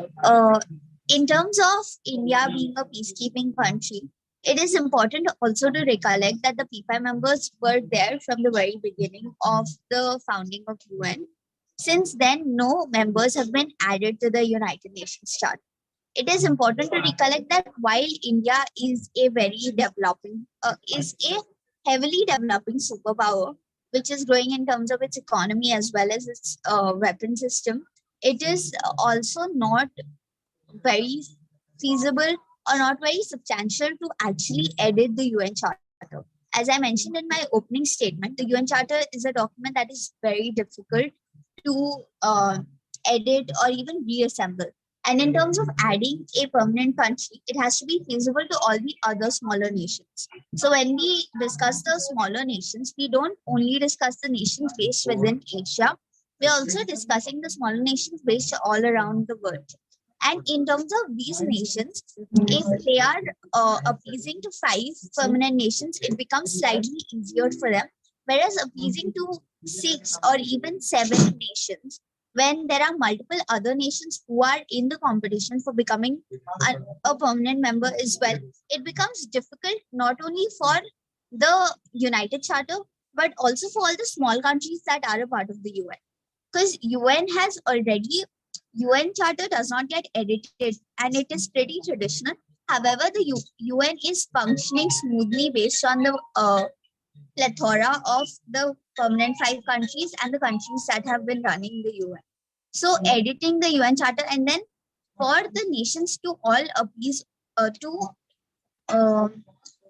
get a unanimous vote from all the 6 or 7 countries that then get added to the permanent members will be very difficult. And opposition, if you don't mind, we'd like to get a question in because we have 4 minutes left and you guys have already asked us like 3 or 4 questions. Please go Yeah, ahead. thank you so much. So in terms of, Darshini, would you like to ask a question? No. Go ahead. Yeah. So in terms of the UN Charter as well as the Asiatic communities, I have 2 questions. One is, why do you think it will be feasible or just justifiable to sit and edit the UN Charter when the UNSC could be working on a lot of other resolutions as well as other reforms to help build a safer community? And the second question I would like to direct at Spencer, since you were the one that mentioned this. Why do you think the Asiatic community's local or regional setting will not be beneficial for Asian communities? Firstly, may I answer the first question, Mitali? Yeah. So in this world, we have seen many constitutions to be made, to be discarded, to be again made, including India. The lengthiest constitution has been amended more than 110 times now. So when it comes to the sake of the world being more peaceful, being more representative, I don't see a point. United Charter is just like a constitution, and in a dynamic world, it needs to be updated. In this world, every second, everything keeps changing, and it is very essential, just like the Constitution of India, the UN Charter also keeps changing with the world. So that is what I would like to say. Continue to Spencer. So before I answer your second question, I'd just like to point out and add to Pritika's point, stating that India was from the beginning and was a key member forming the UN. And to answer your second question, which is a truly marvelous question, so why Asiatic local regions, why it won't work? So I'll be very honest with you, and these are, some of them will be facts and some may not. So please, I would like the moderator to check if I say something wrong.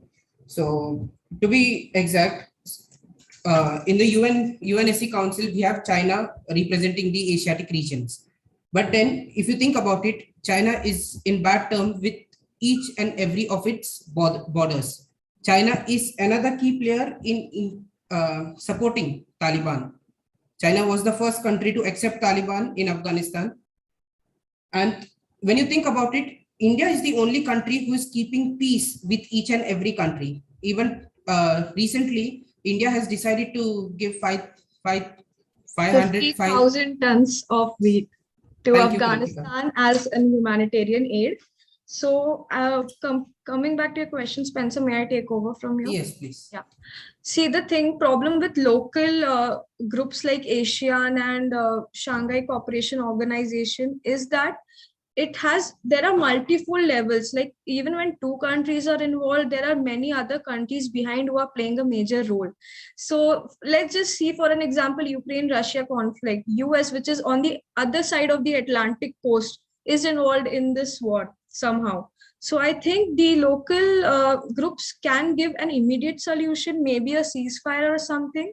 But on the like the bigger picture, I think UN plays a phenomenal role, and I think due to lack of representation, it is losing its significance day by day, and the local groups have become more relevant.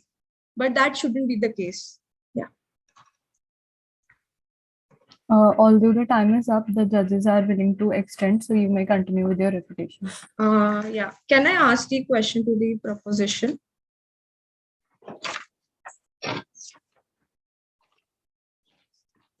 So when if you may know that one of the reasons why India has not been accepted in the UNSC is because it has not signed the Nuclear Proliferation Treaty (NPT). So I would just like to know your view that why India has not signed the NPT and why should it sign the NPT? Because accepting the NPT might get India accepted in the UNSC very easily. That is one of the biggest roadblocks. So I just wanted to know that how can it benefit India signing the treaty?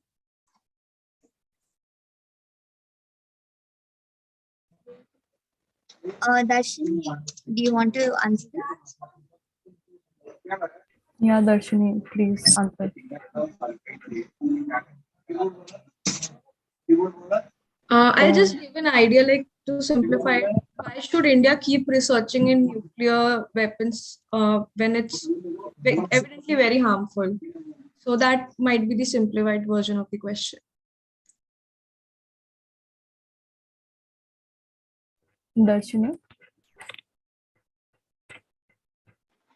Actually, the voice is breaking. Can you just repeat the question? Here. Darshini, my question was that India has not signed the Nuclear Proliferation Treaty, and it is one of the biggest problems of why UNSC is not accepting India. So can you please tell us why India should sign the NPT and stop researching on nuclear weapons and just and it can easily become a member of UNSC after it accepts the NPT. So why do you think India should sign the NPT? Like, that is my question.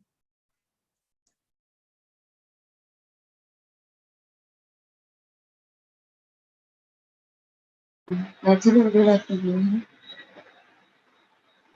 Sure, I'll answer.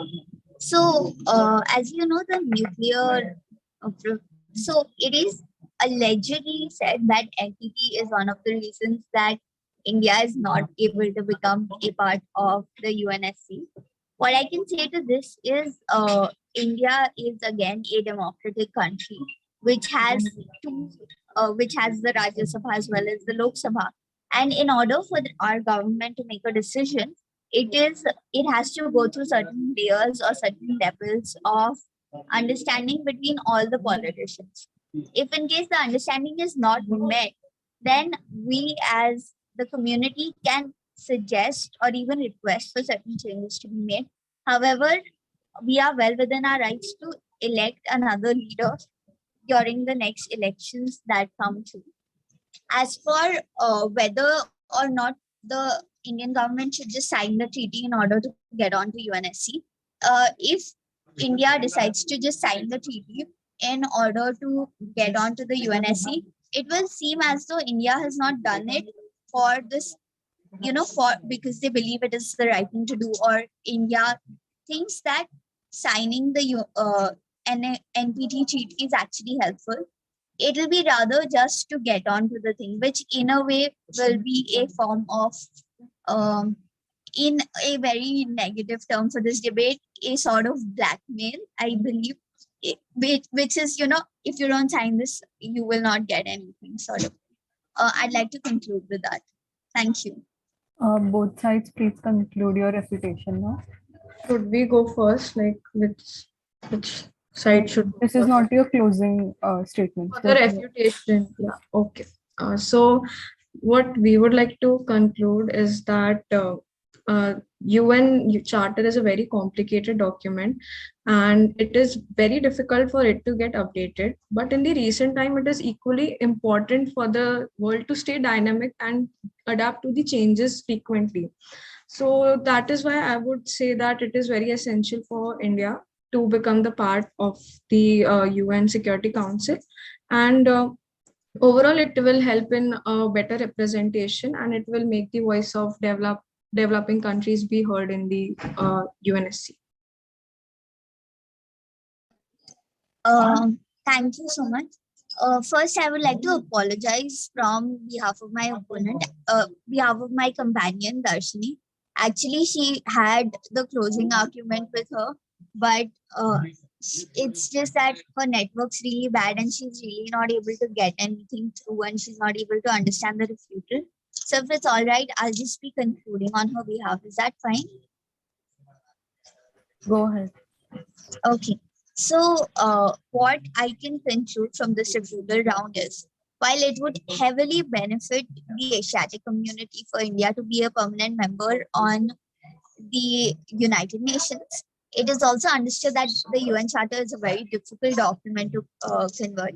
We also spoke about the Nuclear Proficiency Treaty, which plays another role into whether or not India can become a part of the UNSC.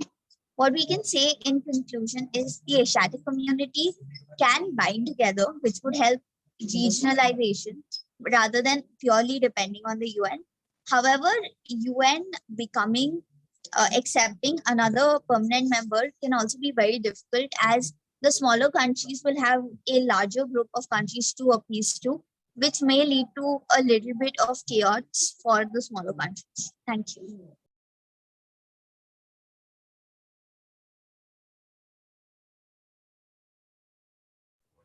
Judges, do we need a closing or was this sufficient?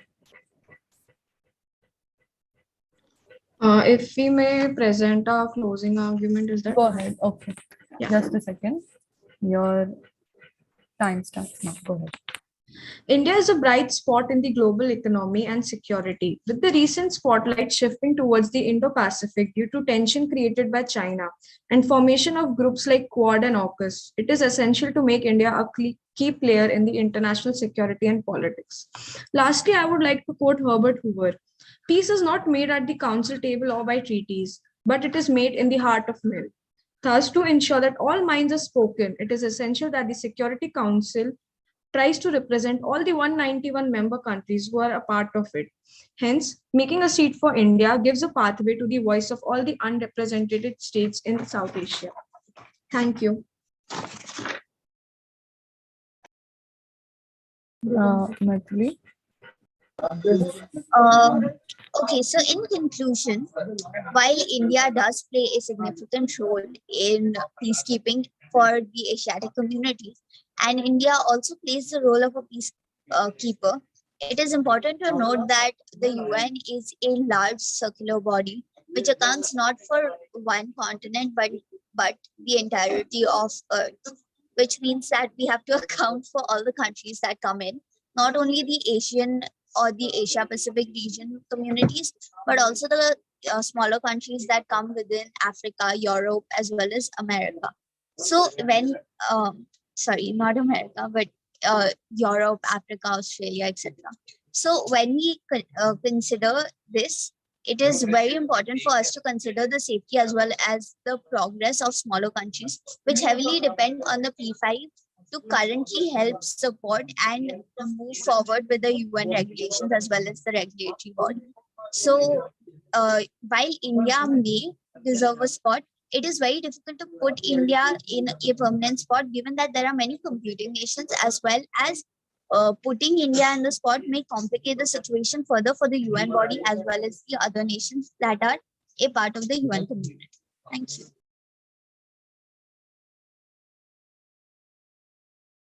All right, judges.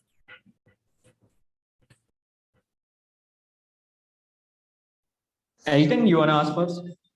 I don't have any questions. I have. Yeah, so we go ahead. Okay. So again, my questions will be to both teams. If you think you have an answer, you can answer.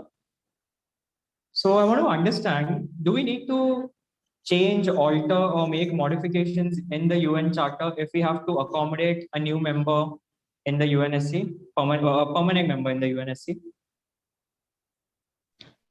So may I answer? Of course. Yeah, as per as my knowledge, sir, I feel the veto power countries are responsible for including the other member in within the permanent members. No. My question was the UN Charter, okay? It relates to the UN Charter. So the question was, does the UN Charter have to be altered, modified, or made any change to accommodate one more or a new permanent UNSC member?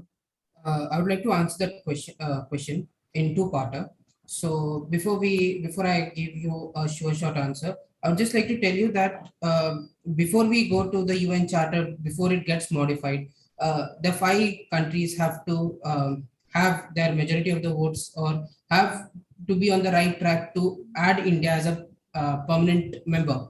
The problem is that 84%, approximately 84% of all of the countries agree with India should have a permanent seat. But the problem comes again with Russia and China. These two countries do not want India to have a permanent seat on the UNSC Council. So that is the first hurdle that we have to cross. Only then we can think about changing or editing the charter, according to me. But sir, Buddy, coming that's not the question. no, coming factually, it is a twofold process. Firstly, the veto power countries will have to approve the incubation of another country. And secondly, the UN Charter will be edited as the five countries were a part of UNSC since the 1949 formation and that 1949 formation. And that time, India wasn't a main organ in the working. It started becoming a temporary member much later. So it is a twofold process to include a new country in the UNSC. Kritika, I believe you're right in that, but you also have to consider that it will be an amendment to the addition of a permanent country. So I believe you don't have to edit the charter as much as it is amending the Be added. A new article will be added in the Yeah. charter. Correct. Yeah. Okay. Spencer, you said Russia and China are opposed to India's permanent membership at the UNSC. Are you sure about that? I have read it recently on LA Times. The sources can be misleading sometimes, but the article specifically stated that President Joe Biden, had put forward recently in September 2021 that India deserves a permanent seat at the UNSC, but two countries, that is Russia and China, were sort of against it. So this is what I've read in the LA Times article. Like I said, some sources differ. Okay, fair enough. Okay, so my next question is that,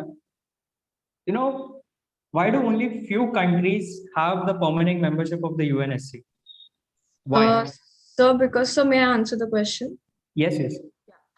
So because when these sorry for the disturbance, yeah.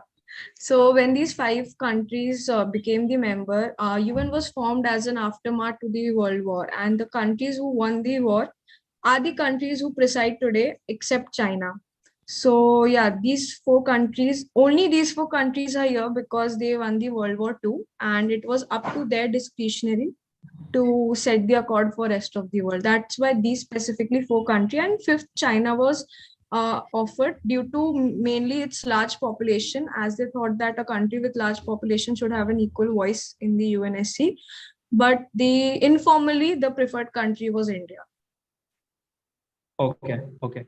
Kritika, in your statements, you said that, you have to be a signatory of the NPT to be a UNSC permanent member. Are you sure about that? No, sir, I didn't say. I just said that it is one of the reasons which is holding back India, because all countries except, I believe, Israel, South Sudan, North Korea, Pakistan, and India have signed the NPT. And there have been various questions that why India wouldn't sign it. It is just a setback. It is not a basic requirement to be in UNSC. Okay. Yeah. Okay. Aiken, you have any questions? My civics wasn't ever that great, so I have no questions. Okay, thank you. So just give me a couple moments. I'll grade you and I'll let Sushri know. Oh, aren't we giving feedback? That I do have. Go ahead, Aiken. Go ahead. Okay, so first thing, Mithali, really good explanation. I mean, this is also come from comparison from the other breakout room where I was judging you previously. There, so far, no one ever gave a proper explanation. I don't know if you are from that room and you all have passed through. I hope this is something that, no, not you guys. I'm saying in this chat room currently or watching this debate, if you've passed through to the next round, you better give your proper introductions, explanations, refer to your opponents, and so on. That's like basic salutation. That was not there so far. When first time I saw it today, so I'm quite glad. Then on the other hand, Spencer, you started off with a quote which was fine, which was nice, and then everything, all three of y'all, in fact, oh sorry, both of you, Spencer and Kritika, your speeches sounded very readable. You're not supposed to read. There is a significant difference between when you speak and when you read. It was very evident. I am not giving a hard allegation that you definitely read or whatever, but that is what it appeared to me, and that is what I think it was. That it will, when you talk, you look at the camera, you look at places on your screen, you look at probably somewhere, someone on the screen. You're not tracing left or right or looking down, because there's literally, that's not how people communicate, right? You don't look at the ground and speak. Yeah. So that is definitely somewhere where you can improve. Another thing you mentioned, Mithali, you should have caught this point that it's a current affair. You spoke about how India's contribution to the India's position on the current war, Spencer. You mentioned that India wants peace and is trying to do something, but actually India has taken a neutral stance. India is currently not wanting to do anything. I mean, point, since Vitali has never brought it as or fact wanted asked for a fact check, that point is it's just a point that I'm bringing up now, that don't give baseless claims or give an opportunity for your opponent to pick it up. It's just, I knew it. Maybe someone who didn't know it, I was judging, it would just pass through, and it's still going to pass through, no doubt. I'm not going to deduct points for this false claim. Which brings me to the second point. If you are making a fact, don't ask it yourself to be fact checked. You can't place a point and be like, moderator, please fact check this. That's not how it works. I'm sorry, I was slightly nervous since I didn't have the numbers on hand. Yes, so it's fine to give an arbitrary number as long as you don't give a really off number, but say that this is what the research has brought me to. Also, one other thing is that you've been constantly giving out numbers that I'm not sure, it may be true, it may not be true. That's completely wrong. It's a wrong way of doing it. You have to give a proper explanation that this is the fact. You can't just give a debate on the basis of notion. So, yes, excuse me, sir. I just had a doubt. Like when we were glancing through, actually, we just wrote the questions here. So we can't do that in midst of the debate. Because we asked two questions, so both of them were jotted down on the sheet. So that's why we kept glancing through. No, I'm not talking about I wasn't talking about the refutation round. I was talking about the opening and closing statements. Okay, yeah, okay. I mean, I believe that still, see, even if there is a gray area in the rules, still, while giving a speech, while public speaking, there is this form of body language and eye contact that you need to maintain. Be it that we are in an online situation where there is no real eye contact, you still have to at least maintain that screen to eye contact. Yeah. Okay. Yes. Finally, one last complaint that I have is from Kritika is your final bonus statement that you gave after the was extended. That could have been thought of better. First given the pretext, then ask the question. You did it opposite. You first gave the question, then gave the pretext and understanding of how the question came into existence. For the NPT question? Yes, you first tried to tell why. You first asked the question, then you gave the history that why NPT, why I've brought this topic up into this debate. Okay. Because at first, even I told you my civics is damn bad. I had absolutely no idea why it was any relevant to this discussion. After you explained is when the audience will come understand that, okay, this is relevant to this discussion.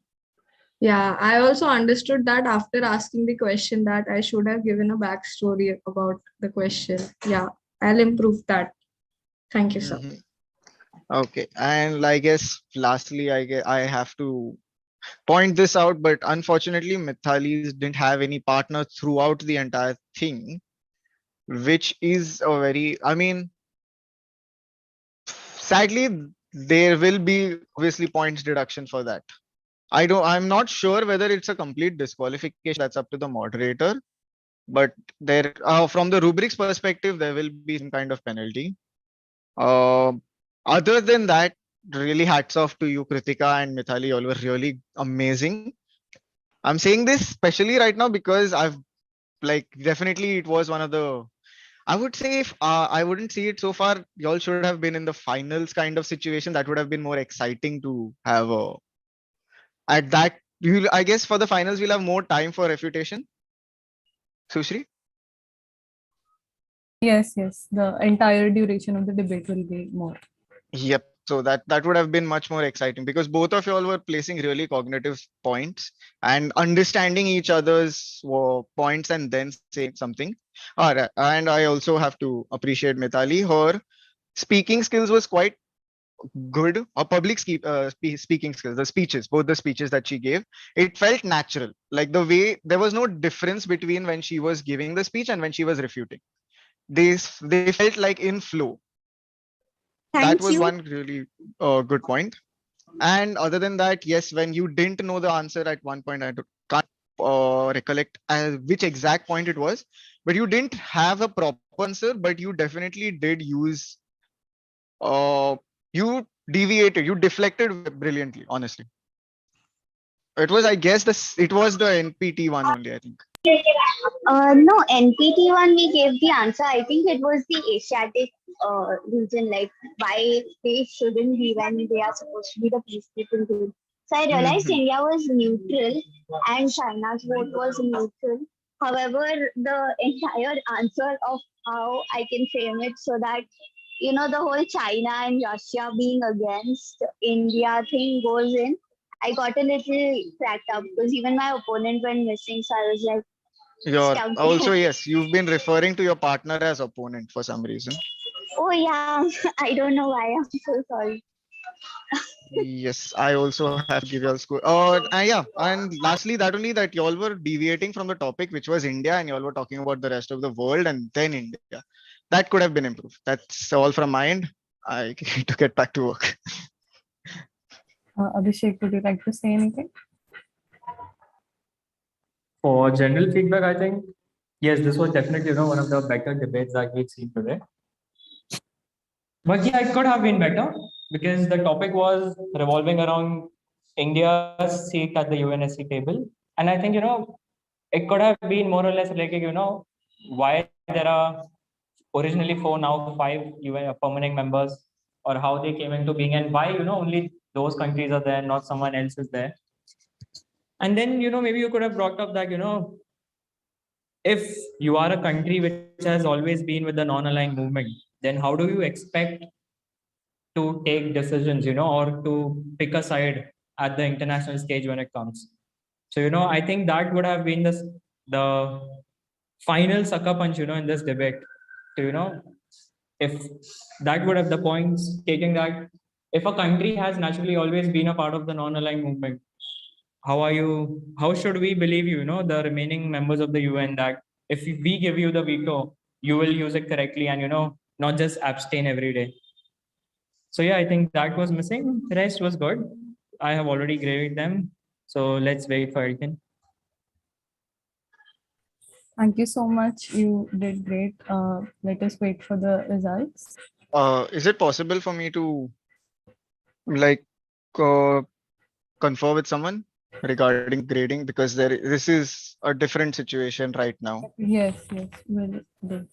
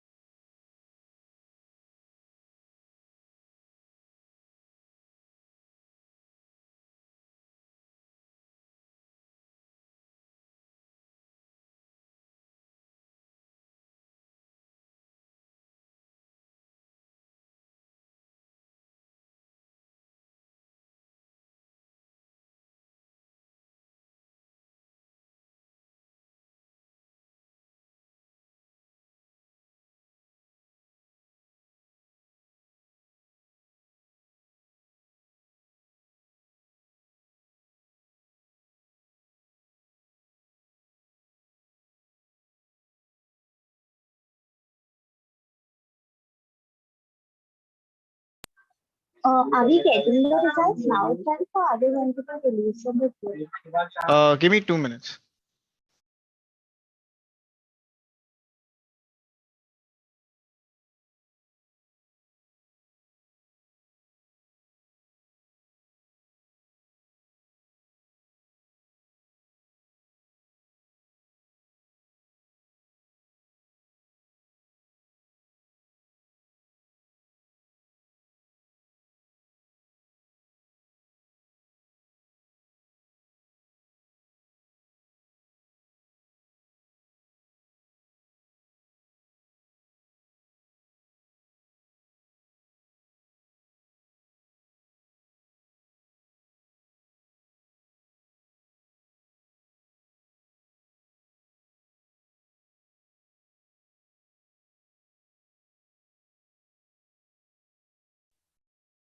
Sushri, I have sent it to you.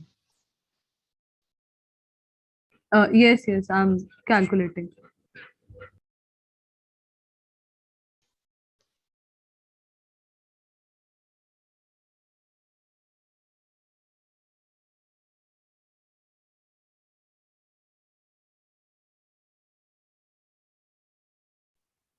In the meanwhile, maybe Elton could give all participants some general feedback and tips on how and what to do in a debate and what not to do. Elton, please. Yeah, you put me only front. What are the good tips? Oh, so one primary experience I guess we had was when you didn't when the topic was literally set against you, what you can do is waste time. It's a smart, sly move, but it won't matter because that's not the top. See, when it comes to a debate, it's not actually about proving yourself right or wrong. It's about how you deliver it and how you are using the things that you have. You might not like for example the cryptocurrency topic. You might not know anything about cryptocurrency. It's a thing that we are in. It's a good thing that we are in computer, IT, and EXTC, that we have some kind of decent idea as to what they are. But people participate in debate competitions having absolutely no idea what crypto is, what blockchain is, what code is essentially, and having a topic like that, it kind of puts them off. But I've seen people deal with this topic in such a way where they don't have to deal with it head on. And probably no one is going to directly ask you whether you know what blockchain is, because obviously half the population of India still has no idea what it is, but just wants to invest in it for no reason. Uh, but deflecting, getting some kind of you get some kind of information from your opponents, that if they use some kind of topic, if you know they are talking, say, let's say for example the tax part of it, or say they are talking about something that you are familiar with, you can twist the topic into that direction. That's the advantage of like a question answer basis, because then you can the topic ends right there. In the other format of debate, where it's just people arguing over one point till one person says, okay, forget about this, let's take this point, in that situation you're at a disadvantage. But otherwise, Abhishek, do you remember that, I guess they were from fashion, right? Fashion Which one? designing. Which one? Sina, we had got about protests as you should be allowed to protest. You should be allowed to destroy property as a form of protest. It's a that Bantra debate. Yes, yes, sir. Okay. Yeah. I remember. Yeah. So that was like a really good example of how to deflect. They kept on Correct. deflecting till the very end, till literally we had to point out and tell that this is too much. We understand that there is some kind of but during the closing statement we had absolutely no points to talk about because they kept deflecting. And one thing was, if the opposition tells you, do you know about this, just say no, you don't know, please explain to me. So that's one trap that you can use or you should not fall for actually. Good points. Good points. Genuinely good points, Elton. Yes.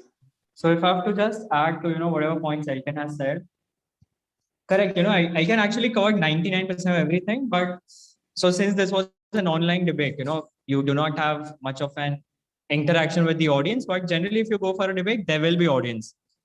In such cases, what you can do is, if you feel you are slipping away, the debate is going away, and you feel that you are going to lose, you can use your body language, your tone, your sitting posture, to even distract your opposition and to try to use it as a favor. See, in a debate, it is never about, 2 plus 2 equals 4, 5 plus 3 equals 8. It is never that. No one is asking you to prove that. A debate is just like, if I keep a tomato and an apple in front of you, and if you're a good speaker, you should be able to convince me that the tomato is actually the apple and the apple is the other way. If you can do that just on the basis of logical arguments and whatever you want to use, make correct points, I think that's it. You do not need to depend, on anything else. So that's the only thing you have to remember in a debate. Keep your points concise and have this convincing power. Like, if you can convince the audience that my points are correct, even if they are correct, even if you are defending something, that's very miserable and it's illegal. But if in a debate you find yourself on that side, I mean, if you all go ahead for other debates, surely you will find yourself someday on a topic which you don't know about, or which you do not have an idea, or you just cannot defend. It sometimes happens that you get a topic you can't defend. And it's not like you have a day or two in advance. They give it to you 15-30 minutes before and they tell you now you have to prepare. So in that cases, you do not have a lot of stuff to prepare, but you can always fall back on the fundamental technicals. Maybe if you're having an argument that says, something about this is very illegal, you could literally, just tell the other person to guide you. Why is it illegal? Or what are the technicalities? Why is it illegal? And then you have to just keep looking for loopholes in their own argument and keep making your own points. So that's how, a debate is. So let's see, tomorrow, I hope you all will improve yourself and become even better than what you all were today. So whichever teams go on to the next round for tomorrow, all the best. So over to Sushri now, I guess we will have the results.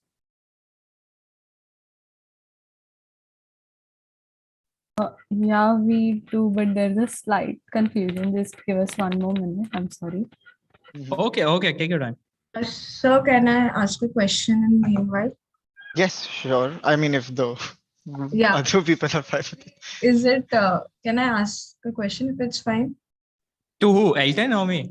Both the sirs, like both. Yeah. Okay. Actually, the problem with I'm personally talking about myself is that I had the knowledge for both the topics. I would say enough to sustain the arguments, but the problem is I couldn't express it without sounding too technical. Like in the last debate, I got the feedback from Abhishek so that there were a lot of statistics in my points.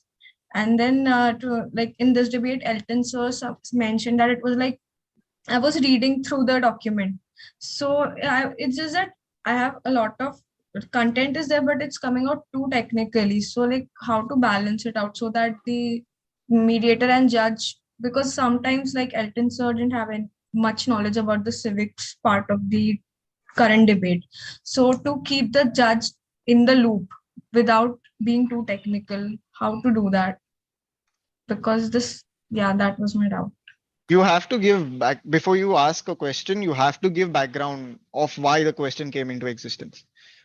See, it's not just about the judges or it in a real world setting. This is virtual, so granted there is a little bit of leeway. But in a real world setting, it actually the room's atmosphere matters.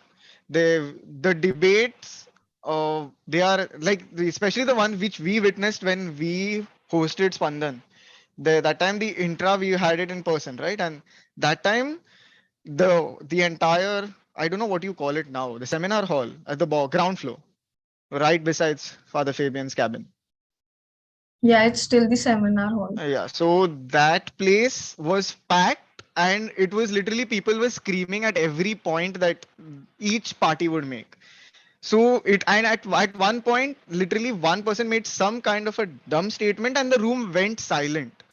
So that it made it like, okay, so the audience has left. They couldn't connect with the points that the party was trying to make. Okay. So that gave a negative impression. So you have to kind of keep people in the loop with it by giving an explanation as to why you came with this question and why this question matters. Like I said before, the question that you discussed earlier. Yeah. Okay. Thank you. Abhishek, do you have anything to say? Yeah. So, Kritika, A if you find question. us, sorry, I have a. If I'm audible. can I answer Kritika's question? Can I ask? I'll answer her Okay. question. Then you can ask one more. Okay. So, Kritika, in a case where you find yourself that you have to use statistics to make your point or argument. So, what do you do now? So, realize first of all that why do you need statistics? Okay. So, and if you have to use statistics, then it should be linked to something. Let's say I have a problem and there is a statistic, and then I have to also be able to give the solution. So look at it in that way, that you do not just bombard the audience with statistics. You tell them that this is a problem, this is the statistic, this is the solution. Or in the other way, you give them the statistic first. Let's say X% of people have this problem. So then you tell them, why they have that problem and then how you can solve it. So if you're always giving statistics, it has to be backed by some rational argument either before it or after it. That is why. Okay. Yeah. It's like how we say Americans with metrics. They have absolutely no idea. But if the moment you tell them this is as long as 4 football fields, everyone's on board. Yeah. Similarly, you need to have like an understanding of the crowd. Like if they'll not understand these statistics, what is the other form that I can convert this into? So basically, I should convert all the informative information in such a way that the audience would be able to understand it well. Exactly.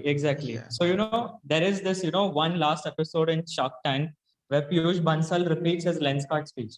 Okay, his lens card pitch. You should watch that. He uses statistics in the entire first 2-3 minutes, but he paints it in a very subtle way. So, you should check that out once. Okay, so I definitely will. Okay. Thank you. Yeah, all the best. Is someone else also had a question? Yes, I had a question. So this debate was supposed to be an Oxford type debate.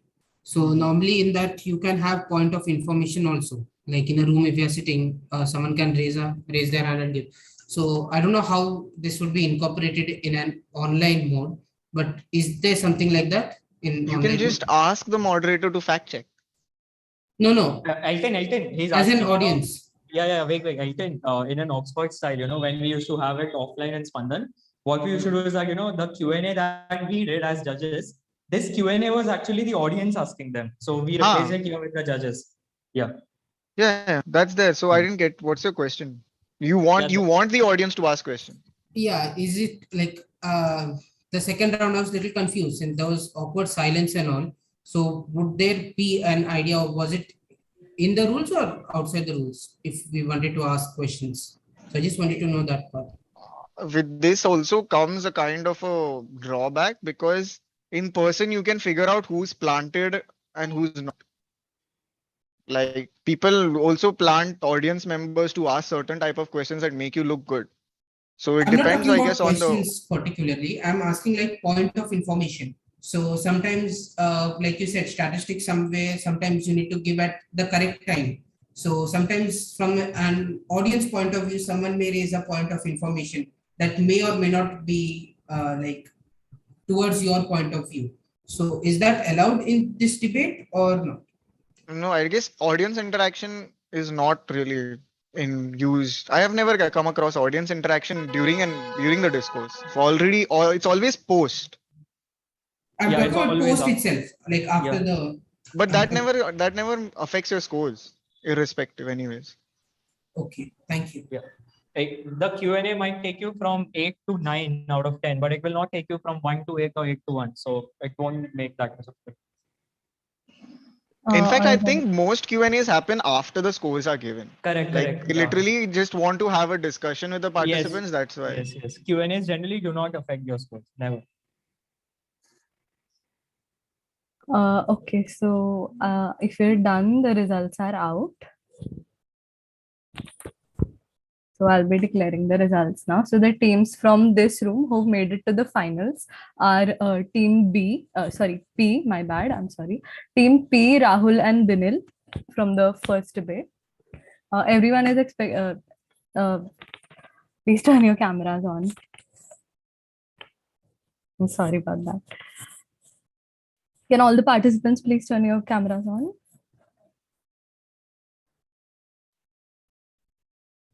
Binil, Rahul, are you here? Yeah, just a second. Yeah. Rachel and Abhishek, you too, if possible. Maithili, you also, if it's possible. All right. So no problem. That's fine.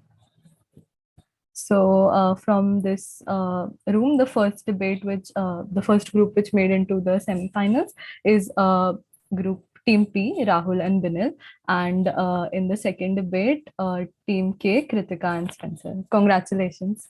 And from room 1, Sarang and Tanmay, group A, and Team H, Rachel and Uzma. Congratulations to all of you.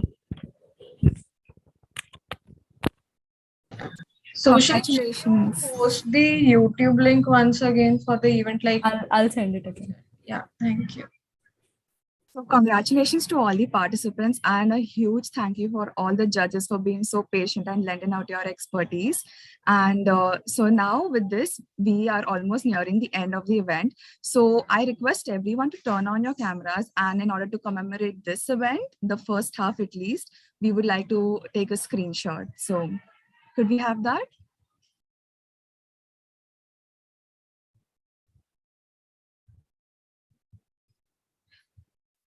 Who's taking the screenshot, by the way? I am taking the screenshots. I'm taking them too. So. Okay, can we do like some pose or something with a peace sign or anything? Really? I think that symbolizes debate. Right, literally. They'll just be violent gestures. We do this for every single. Yeah, everything event. just a peace sign, standard peace sign. All right, done. Thank you so much. And thank you for being a good sport. Those who got disqualified, please don't be disheartened and keep trying, further irrespective. And I'm sure, you will make it one day. So now I hand it over to Sushri to render the vote of thanks. Sushri, over to you. Thank you, Lysandra. So first of all, thank you so much to the judges, Elton and Abhishek. Thank you for taking time out of your busy schedules and coming here. It was a pleasure to be here. I'm glad. Thank you so much for the participants. You all did a really great job, prepared yourself thoroughly and performed well. I'm really excited for the semi-finals and finals now. Thank you to my wonderful admin, Lisan. I mean, you're always there, like regardless. We literally sit like till 2 a.m., 3 a.m. planning all this out. Thank you to my HOD, my co-HOD, Angelica. And she sat with me literally through everything, and like selecting the topics, getting participants, and even the judges. You all were really helpful with the topics. Thank you so much for always your support and feedback on every little thing. And also thank you to our sponsors, Geeks for Geeks, who's our course partner, Green Souls, who's our Green Goodies partner, and the NGOs GCWS and BIPA, who are our eco-friendly sponsors. Towards the end, I would just like to show a video of them. Okay, Lisan, who's the host? I'm not allowed to share my screen. I'll make you the co-host and you'll be able to share. Just give me a second.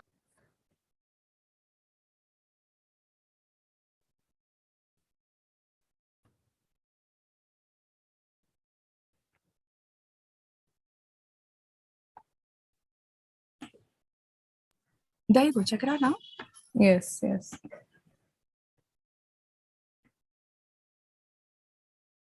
Wait a second.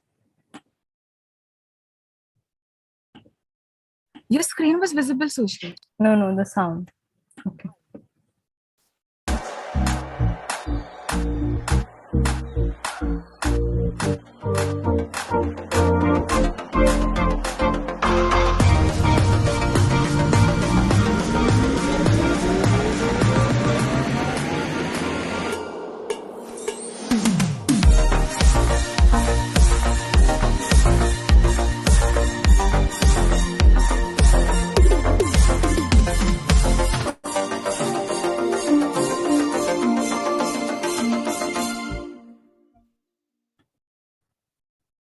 Okay, so lastly, thank you so much to everyone present here because without even one of you, this event would not be possible. I hope you have a great evening ahead and see you tomorrow. All the best. All the best to everyone. Thank you. Recording stopped. Forward to tomorrow's debate. And stay tuned for further notices on the WhatsApp group. Yeah, you'll get the topics and the time stipulations and everything else. Do you all want to discuss the topics for tomorrow? Right now, Yeah, actually, right now would be better. will do. I'll create a separate meet. Is that Yes. okay? Correct. Yeah. Yes. Thank you. Thank you Thank so you. much, everyone. Thank Can you. leave. Bye. Bye. Darren, are you here? Yeah, Darren is here. Yeah, stop